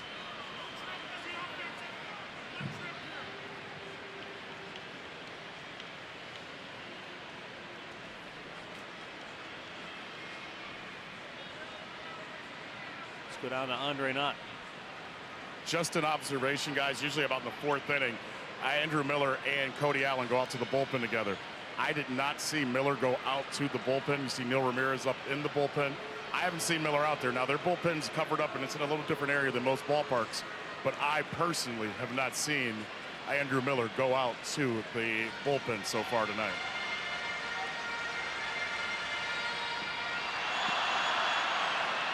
Well, right now it's Brian McCann, left-handed hitter, and Mike Clevenger.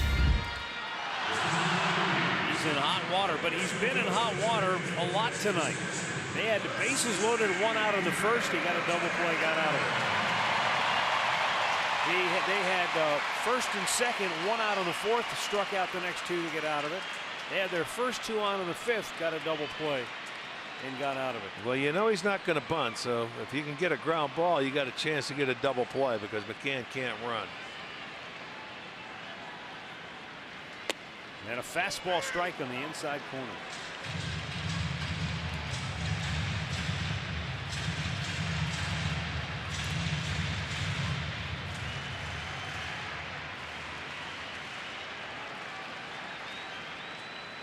McCann 0 for 2 as a pinch hitter this year.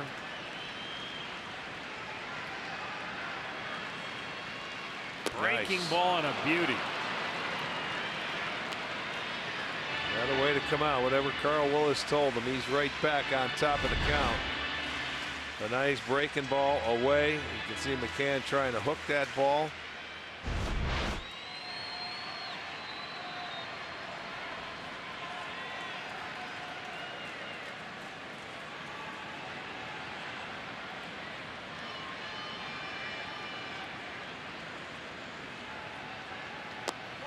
Just a little bit low and away.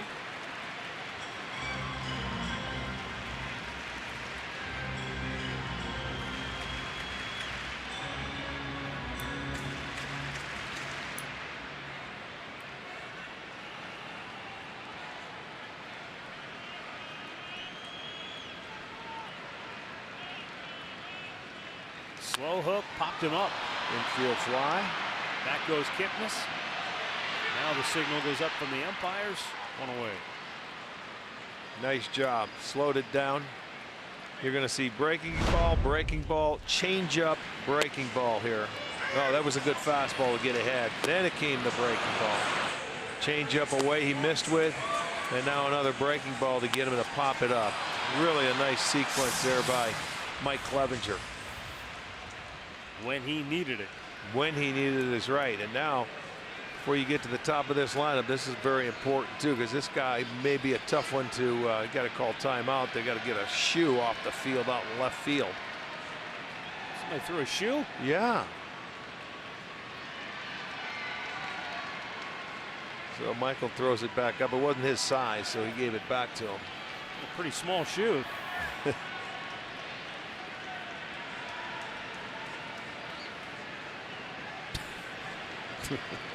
This is, after all, the town where Billy White Shoes Johnson made his name. Yes, it is.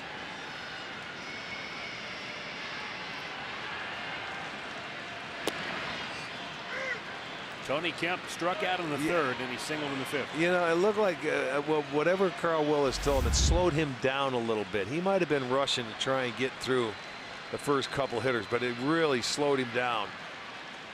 And he's throwing nothing but strikes now.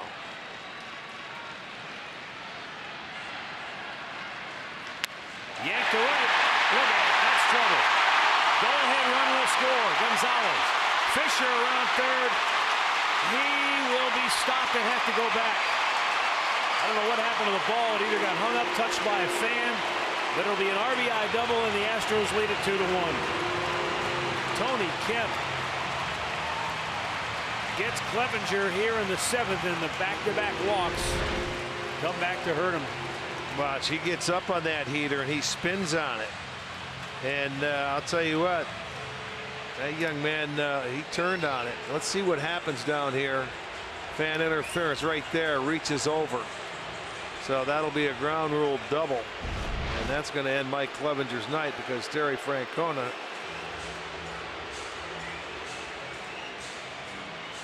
what are the umpires doing? He's just going to go change pitchers.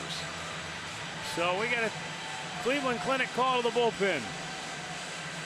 With the Astros back in front 2-1. Neil Ramirez coming on when we come back.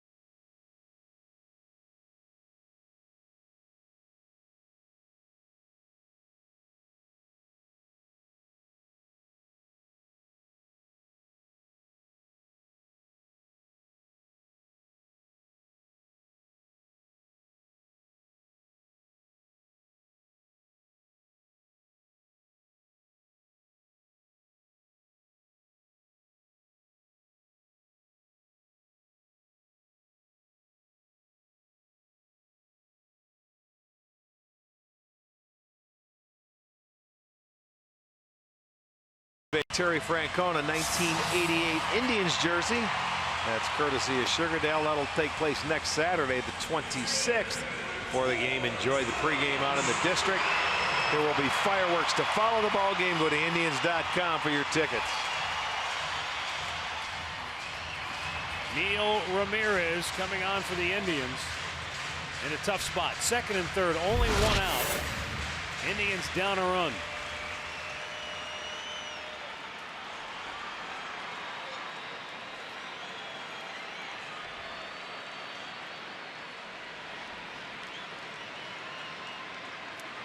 Infield in.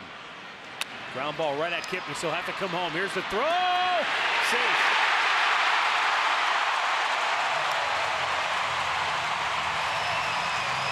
Well, that was right at him, and Kip just couldn't get anything on the baseball to get him home. They may look at it and see on the replay, but it was right at him. Watch the throw. They were going on contact. He has the ball when he was about halfway there, but the throw over to the other side of the plate, and there wasn't much on it. So they're going to take a look at it. You got to challenge it. You got to take a chance. Don't know where it was. It looked like he might have got his foot in by the time Gomes came back. Look at, he is. Oh, I see why they challenged it, because that the front back leg, foot, that front foot was not on the plate. Yeah. He got the back leg. That's what they're challenging. Now the question is, did Gomer get the tag on him? Well, look at at some point. The front foot goes past the plate. Foot. And from that angle, you can't tell when the tag was applied, but from the other angle, you can. He just went in and asked Gomes if he had him, and Gomes said yes, he thought so. But if he goes in with a straight foot and covers the plate, he's got it made easily. There wasn't a lot on that throw, so let's hope, although he is called safe, that there's enough evidence to overturn this. and get called out. Quick because then decision. you'd have first and no, he's in there. So the call stands, and another run will come in. 3-1 Astros. So both the walks score.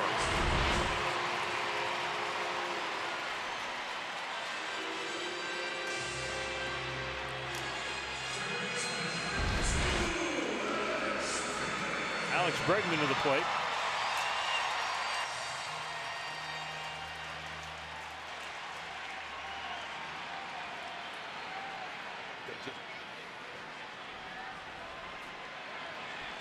First and third, one out.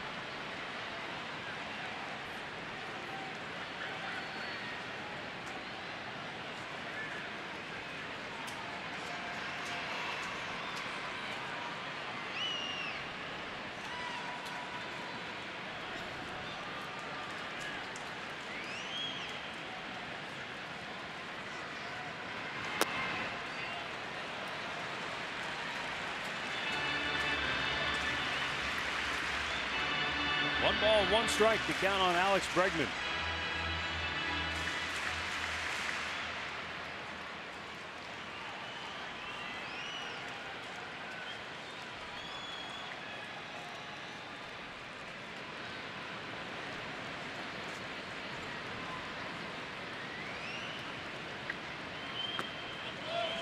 Bregman, the Astros third baseman, is 6 feet tall, and he is a giant compared to Altuve and the guy who ignited this inning, Tony Kemp. They both go 5'6".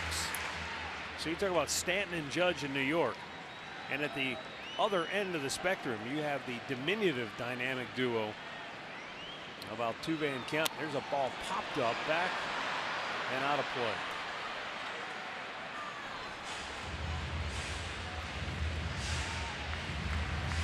Kemp struck out in the third. He had a base hit in the fifth, and now here in the seventh, a big RBI double. He got the Astros rolling. Of course, the walks, the back-to-back walks, indeed, set it up. It sure did. And I'll tell you what, the sad thing about it, Ramirez came in and made his pitch on the first pitch to Springer, and they didn't get an out at the plate. Runner goes at first, and no play. So a stolen base for George Springer, his first of the year.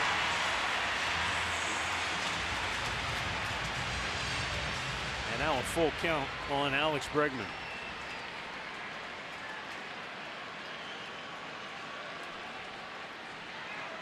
Bregman 1 out of 3 on the year, or on the night. Now with the infield in, it's, as you say, it's almost like a free at bat.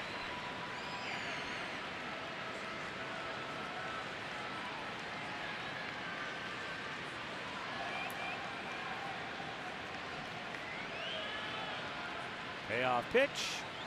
Strike 3 call. Boy, beautiful. That was a beaut. I mean, that's a fastball. It's right there. I mean, bottom of the strike zone. Well, and Bregman. When they're this close and you have runners in scoring position, you can't put it on the umpire. Whether you think that's low or not, as a hitter, you have to try and put the ball in play and swing the bat. You can't take it. But it's a good thing he did, because it was a strike. Ramirez comes in, he gets the second out. And now he's got probably the toughest out he's going to have to get right here. Do you even pitch to him? Well, you know what? He hasn't been swinging it, but, you know, you can go ahead and take your chances if you want to put him on and go to Correa. You know, he's a younger guy. It's a tough call.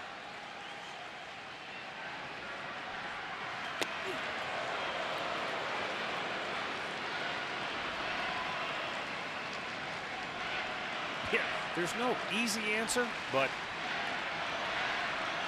you're talking about the reigning MVP and the 3-time batting champ versus Correa, who's 0 for his last 9. I don't know. 1-0 pitch. Slowly chopped to short. Lindor. Great outs, kid. Throws him out. Way to Neil go. Ramirez did his job, but the Astros storm back, regain the lead 3-1 as we go to the 8th.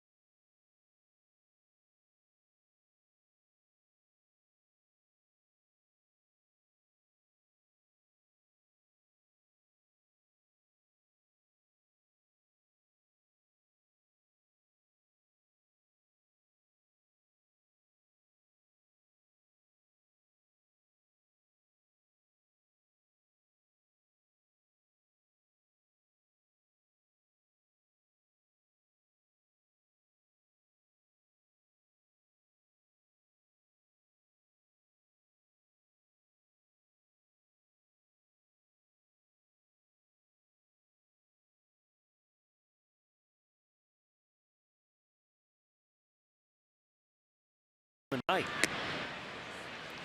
And we'll see if they can rally against Chris Davinsky and the Astros bullpen now with 6 outs left. Davinsky's 18th appearance of the year. Rajay Davis, then Frankie Lindor, Mike Brantley for the Indians, and Rajay pops one down the left field line, out of play.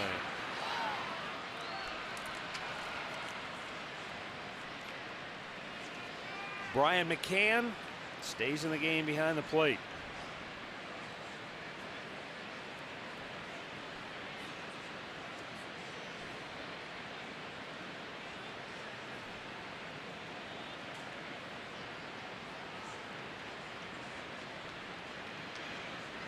Check this swing and he'll roll it to first. Gonzalez will take it himself and an easy out, 1 down. Hey, the Memorial Tournament presented by Nationwide is coming to beautiful Muirfield Village Golf Club. Make it a 4-day weekend, May 31st through June 3rd. Order your badges at memorialbadges.com. Francisco Lindor, 0 for 3. He popped up in the first, fly to center in the third, and struck out in the 6th. Outside, ball 1.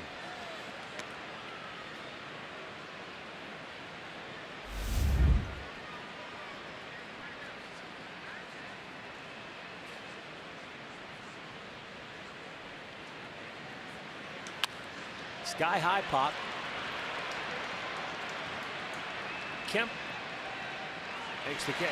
2 down.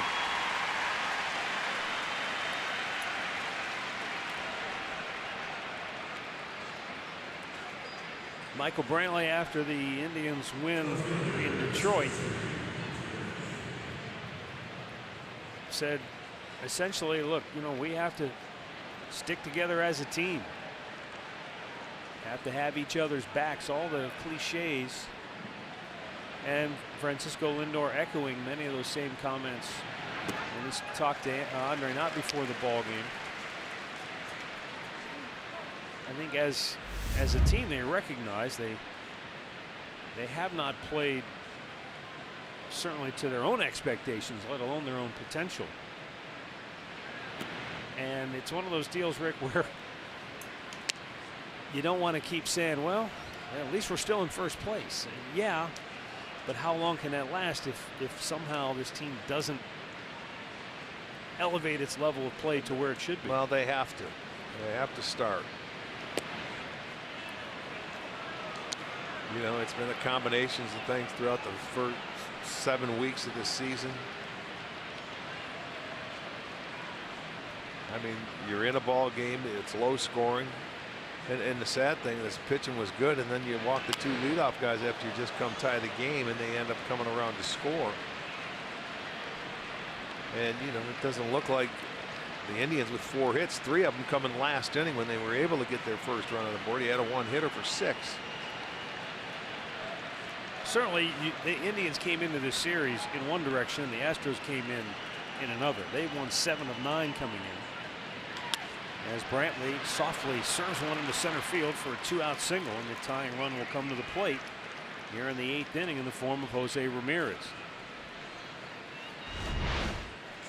Well, watch this one inside, so he just brings that bat in the inside path and just, you know, gets it over the head of the shortstop into left field. So a 2-out single now. But you need the base runners, and that brings the tying run to the plate now. Jose Ramirez 0 for 3. First pitch off speed in there for a strike. Started him off with a changeup.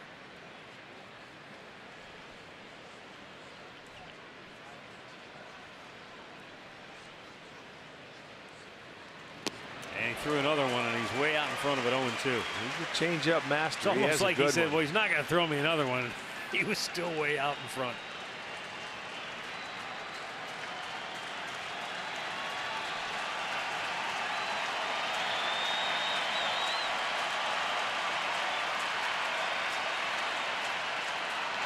Right back off of Davinsky, and he's got a no play. Correa picked it up, thought maybe he was going to try to go to first and get Ramirez, but he couldn't find the handle, and that's just a nifty piece of bat work by Jose Ramirez. He talk about playing pepper. He was just trying to stay alive, and you know, watch how slow he is, because he was fooled by this pitch again, but it goes off Davinsky's leg, and by the time with that shift he came over to try and get that ball, the shift was on, and that's what hurt him that time. Bregman was coming, and he had to go to first base. Nobody could have got the out at second. So this is another infield hit, and it'll give Encarnacion now another chance. Couldn't have asked for a better situation if you're the Indians. You've got Edwin at the plate with 2 on, 2 out here in the 8th. He drilled one out of here to right field his last time up. And a high fastball out of the zone. Hit a good fastball away. It was running away, and it got out in right field in a hurry. His 10th on the year.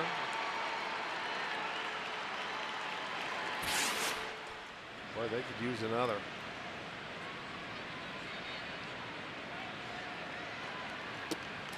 Change up. Barely a strike on the outside corner, 1-1.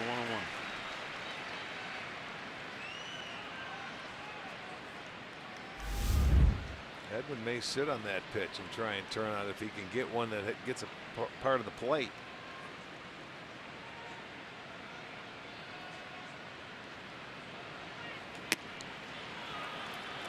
So Smith with a fastball up top, and now he's throwing a changeup up out of the strike zone as well.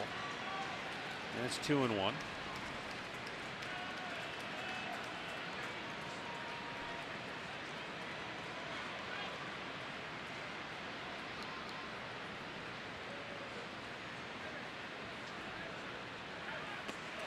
And that was a really good one. sinking and just diving out of the strike zone. Evens the count 2-2. Yeah, watch the good downward movement here. That one there, you had no chance. The arm speed's there of the fastball, but it just never gets to home plate. Crowd rising up to its feet here in the 8th. 2 on, 2 out, 2-2 pitch. Inside and a full count and almost hit him. Yeah, he's not, he was trying to make that perfect pitch or in off the plate. But I'm saying he's coming back with another changeup, and out goes McCann to talk to him. That was just a show pitch there, I believe, a fastball. It's amazing to me that, and I know that changeup is devastating, but when you got a guy who can throw 97, he didn't really use his fastball all that much. No, he loves his changeup. Yeah. I mean, it's like Bugs Bunny changeup. Here we go. The runners go. 3-2 pitch. Ball 4. And the bases are loaded with 2 down. Well, he threw a pitch that he hasn't thrown in the inning. A slider. How about that? Did not throw a slider all inning and then comes back on a 3-2 pitch, but he tried to hit at the outside, but he missed away. So patience of Encarnacion. The Indians in business now. Base hit could tie it up, and out goes Brent Strom, the pitching coach.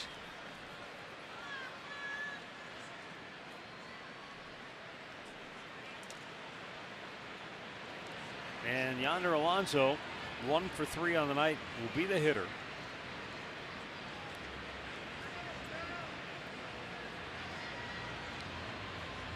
It'll be interesting to see after this conversation how he attacks Alonso. You know, I mean, does he stay with the changeup as his primary weapon, or does he try to utilize his fastball more? I think he'll stay with the changeup. You know, we don't face him enough. I remember him last year. Frankie Lindor hit a changeup out of the ballpark back in April off him in Cleveland to end up winning a ball game. And that's just his bread and butter. He loves that changeup. Yonder Alonso takes a changeup for a strike. You know, think about it. Here we go. Let's flash back. There it was, the changeup down. He was sitting on it. That was a huge hit in the ball game, man. Right there.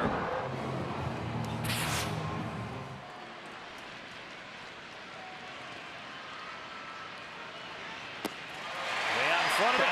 0-2. That's why he throws it. You see how far out in front. He shows his fastball and attacks with the changeup.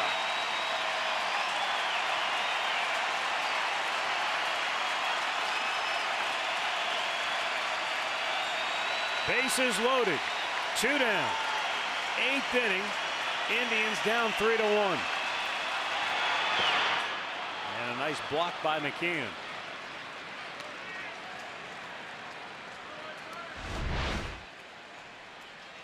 Watch him. He was just going to throw a body and everything over that one that went into the dirt. No way was that getting by.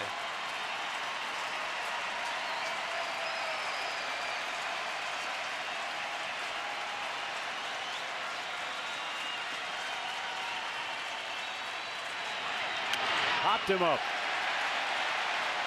Near the mound, Correa. Indians leave him loaded.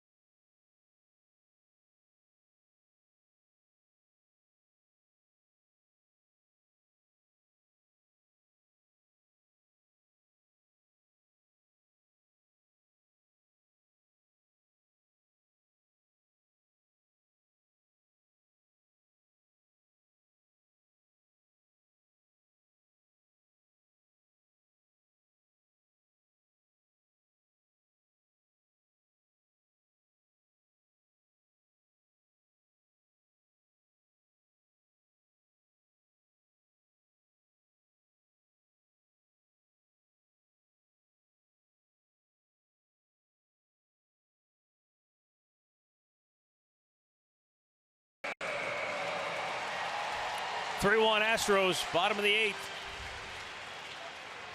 Neil Ramirez got out of the 7th. He'll stay on the pitch here in the 8th. He's got Carlos Correa, Yuli Gurriel, and Marwin Gonzalez.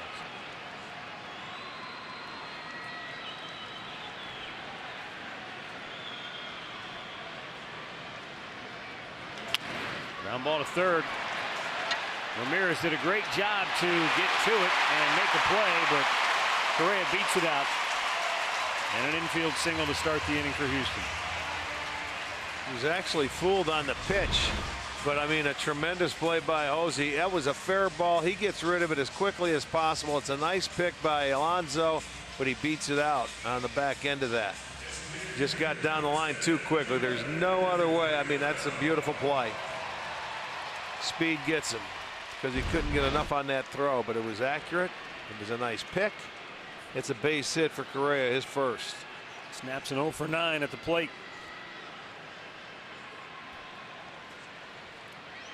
Yuli Gurriel, 1 out of 3 tonight.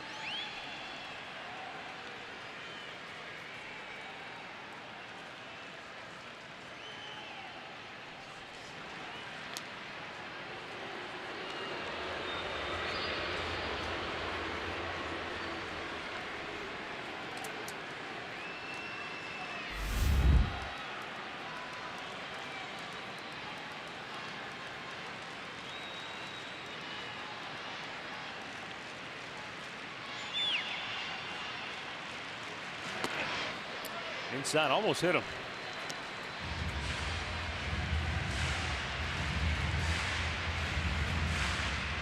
Tyler Olson up in the Cleveland bullpen.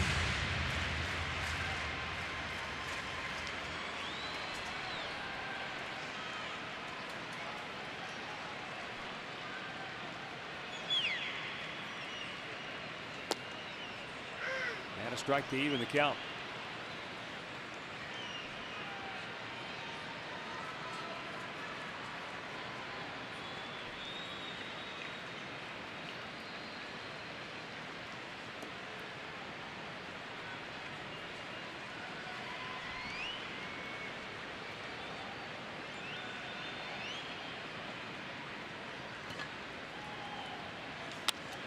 Base hit up the middle. Back-to-back singles for the Astros to open the bottom of the 8th.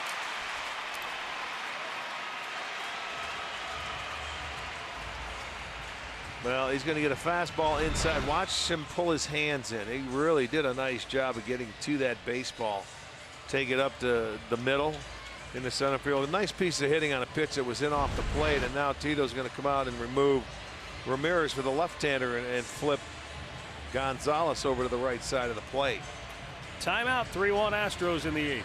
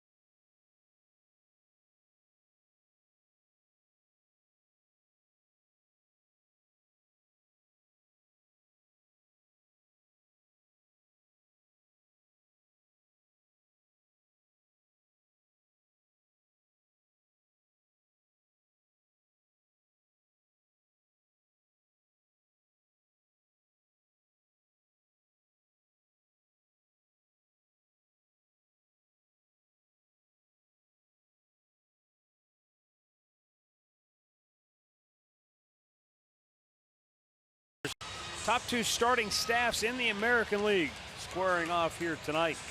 And both Mike Clevenger and Charlie Morton were really good. Clevenger left, though, after walking a pair in the 7th, and both came around to score. That's the difference in the game. Lindor Ramirez versus Altuve Correa. That matchup really hasn't materialized here tonight because the pitching has been that good. Well, 2 on, nobody out. Tyler Olson trying to hold the Astros at bay. Maybe a tall order, we'll see. Marwin Gonzalez, then Derek Fisher and Brian McCann.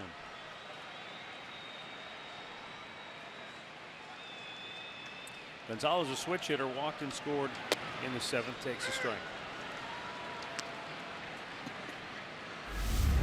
Tyler Olson's 18th appearance on the year.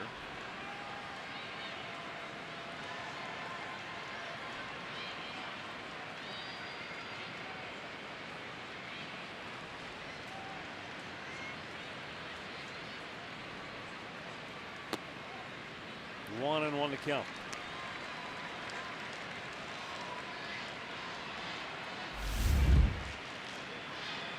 Gonzalez from the right side of the plate, 45 at-bats. He has 10 hits. Comes out to a .222 average. Just 5 ribbies, no homers. Love to get a ground ball double play. Need one more. Indians defense has been able to turn 3 of those tonight.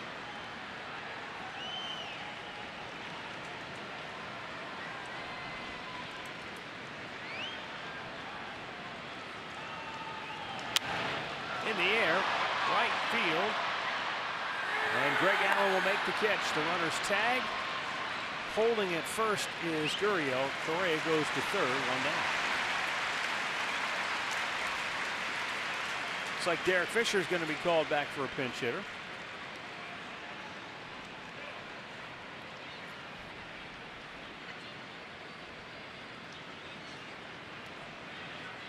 Evan Gattis looks like he's coming up for an at bat tonight. Yes, indeed.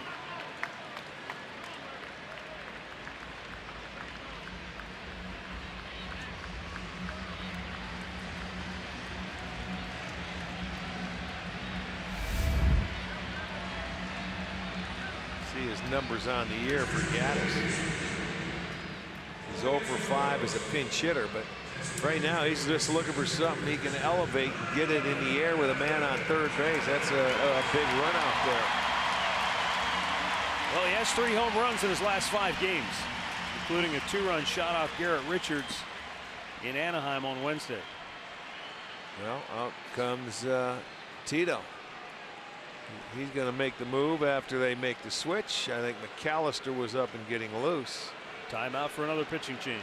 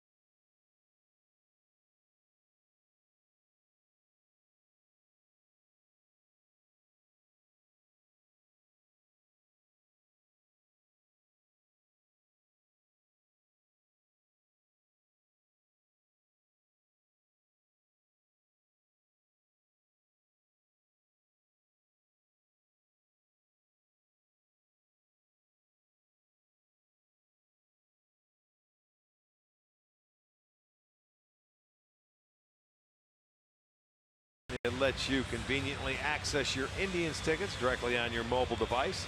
Use the app to purchase and forward tickets and have your tickets scanned for entrance to the ballpark. There's no need to print tickets. Batter will be Evan Gaddis. Zach McAllister coming out of the bullpen.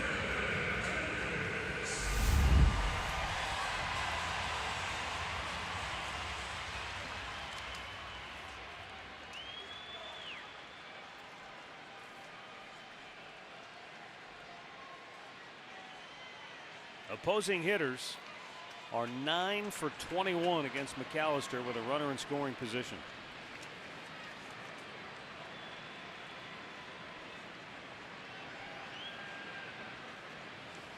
Runner at first broke towards second and then broke back to the bag. That was Yuli Gurriel. Gaddis came up empty on a big swing. Well, he's had 7 inherited runners. 3 have scored. He has 2 more tonight.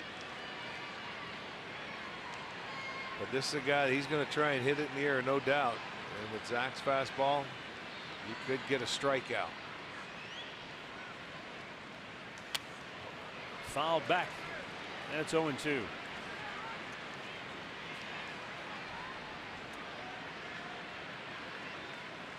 Well, now the opportunity's there. He's got him down in the count 0-2.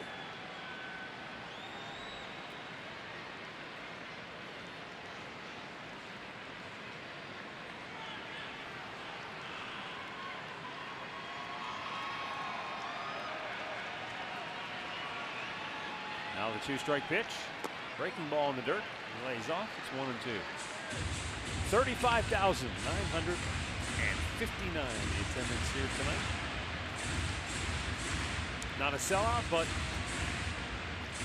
a good spirited Friday evening gathering.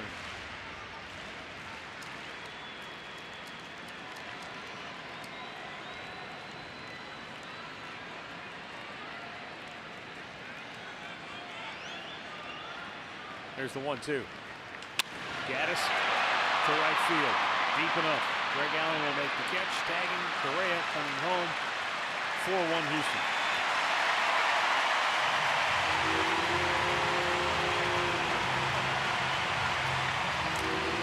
Two down in the inning.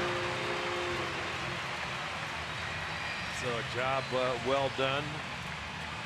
Matter of fact, the Houston Astros lead the league in sacrifice flies. That is now number 18.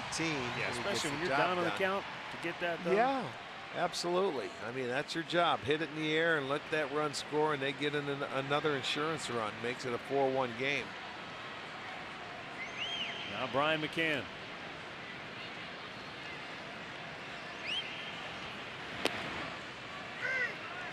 Starts him off with an off-speed pitch for a strike.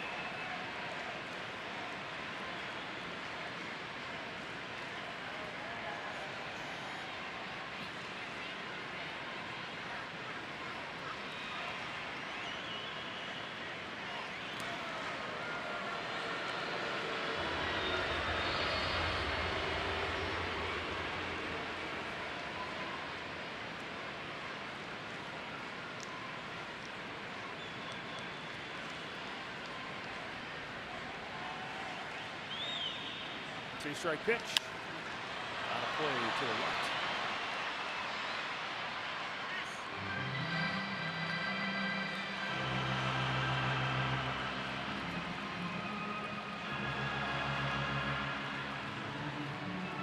Baltimore got the better of Boston tonight at Fenway 7-4. At Kauffman Stadium in Kansas City, the Royals are beating the Yankees 4-2. I think they're going to the 7th there. Minnesota losing at home to Milwaukee 5-1. Center field. inning over. Astros get another insurance run. We go to the ninth, 4-1 Houston.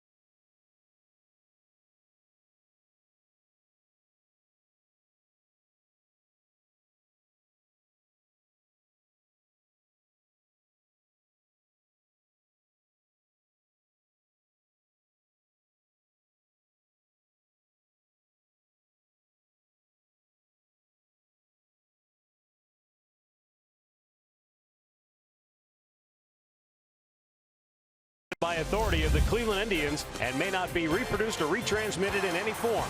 And the accounts and descriptions of this game may not be disseminated without the express written consent of the Cleveland Indians.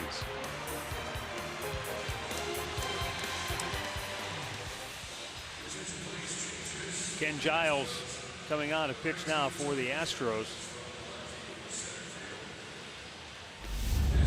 Picked up the save Tuesday against the Angels when he's pitched a scoreless ninth inning. He's 6 out of 6 in save chances, and he's been scoreless in 11 out of 12. Defensively now for the Astros, a few changes. Yuli Gurriel comes into the game and takes over at first base. Marwin Gonzalez goes from first base to left, and Kemp goes from left to center.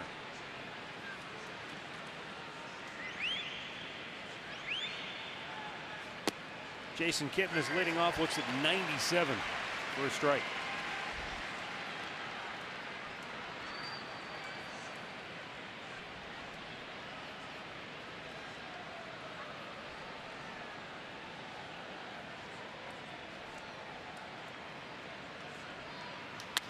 Ground ball to first, and Gurriel, just like that, makes the play, 1 down.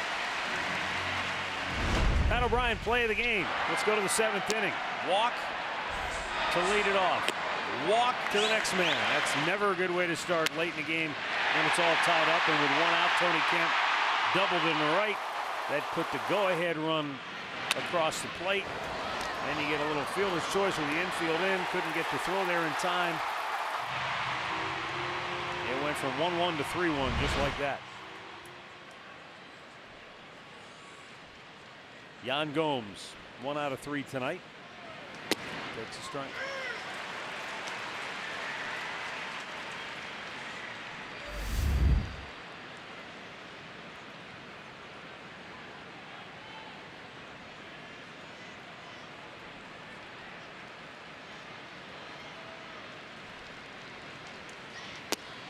Indians offense was shut down through the first 6 innings of this game by Charlie Morton, the starter.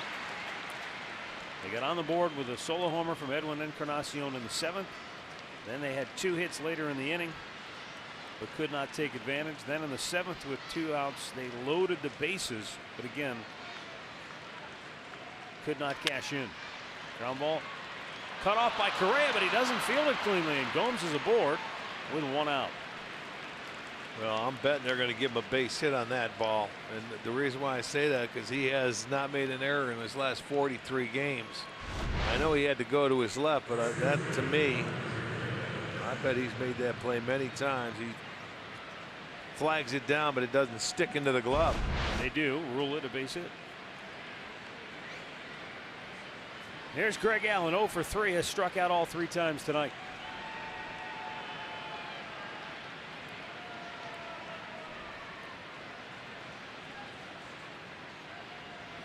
And a base hit for Greg Allen. The Indians will bring the tying run to the plate in the 9th.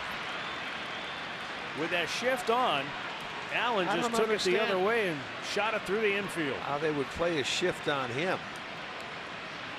Well, that's an automatic base hit if you can just hit the ball the other way. There's 3 guys on that side. He's throwing you fastballs. That's the easiest way to do it. Go right there.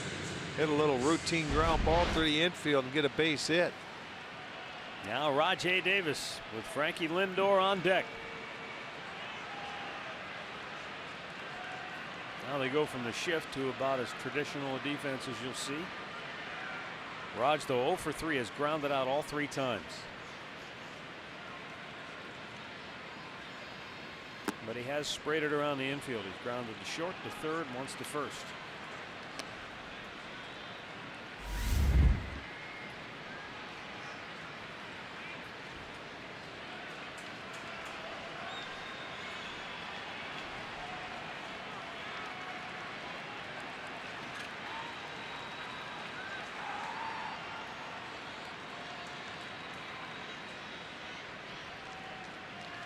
High.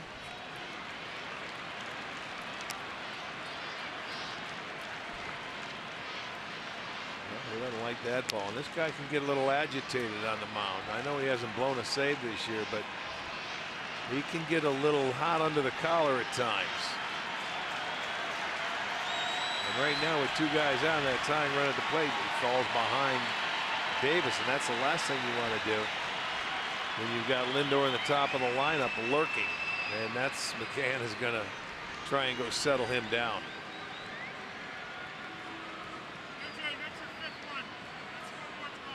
Going to make sure, hey, let's go. This is the guy you've got to get out.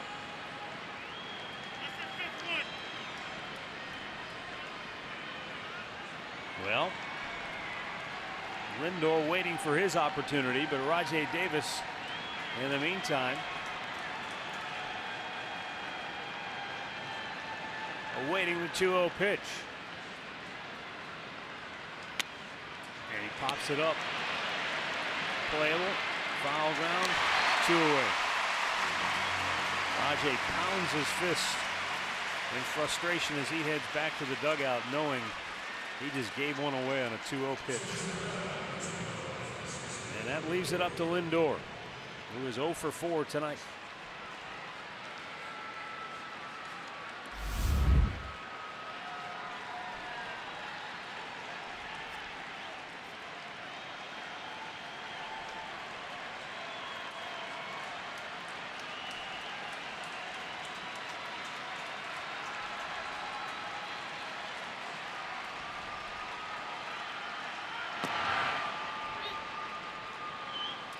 One of the things that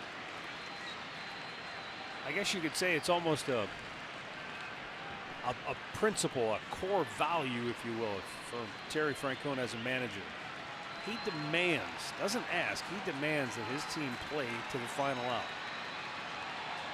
And boy, it's amazing how many times this team, even when they've been behind, they'll get the tying run to the plate in the 9th inning in their last at bat. Doesn't always work out. That was a breaking ball, and Lindor was looking to cheat on and just way out in front. He's got one thing in mind. He's got trying to hit that 3-pointer here. There it is, the breaking ball, and it was really middle of the plate, but he was cheating for that fastball.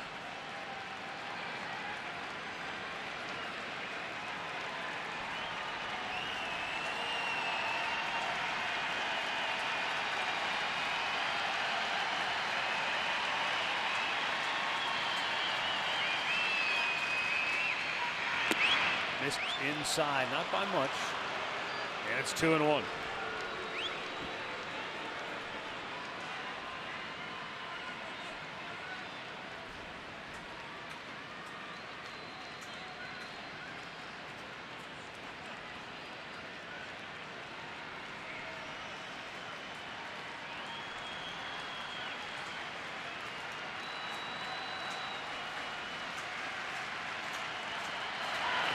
Swung on and missed, and now the Indians down to their last strike.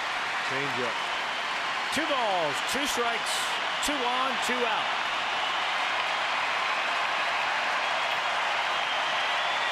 This crowd of almost 36,000 all rising up.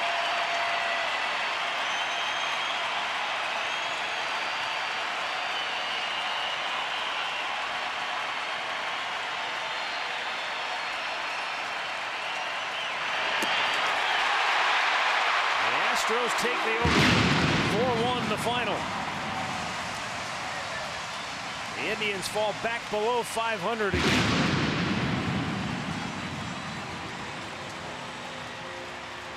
They are now 21-22 on the year. Meanwhile, Houston goes to 29-17. Charlie Morton, the winner, is now 6-0. Ken Giles to save his 7th of the season. The loss goes to Mike Clevenger. He's his first. He's 3-1. And the Astros take the series opener with Game 2 scheduled to come your way tomorrow afternoon. We'll be back with some final thoughts.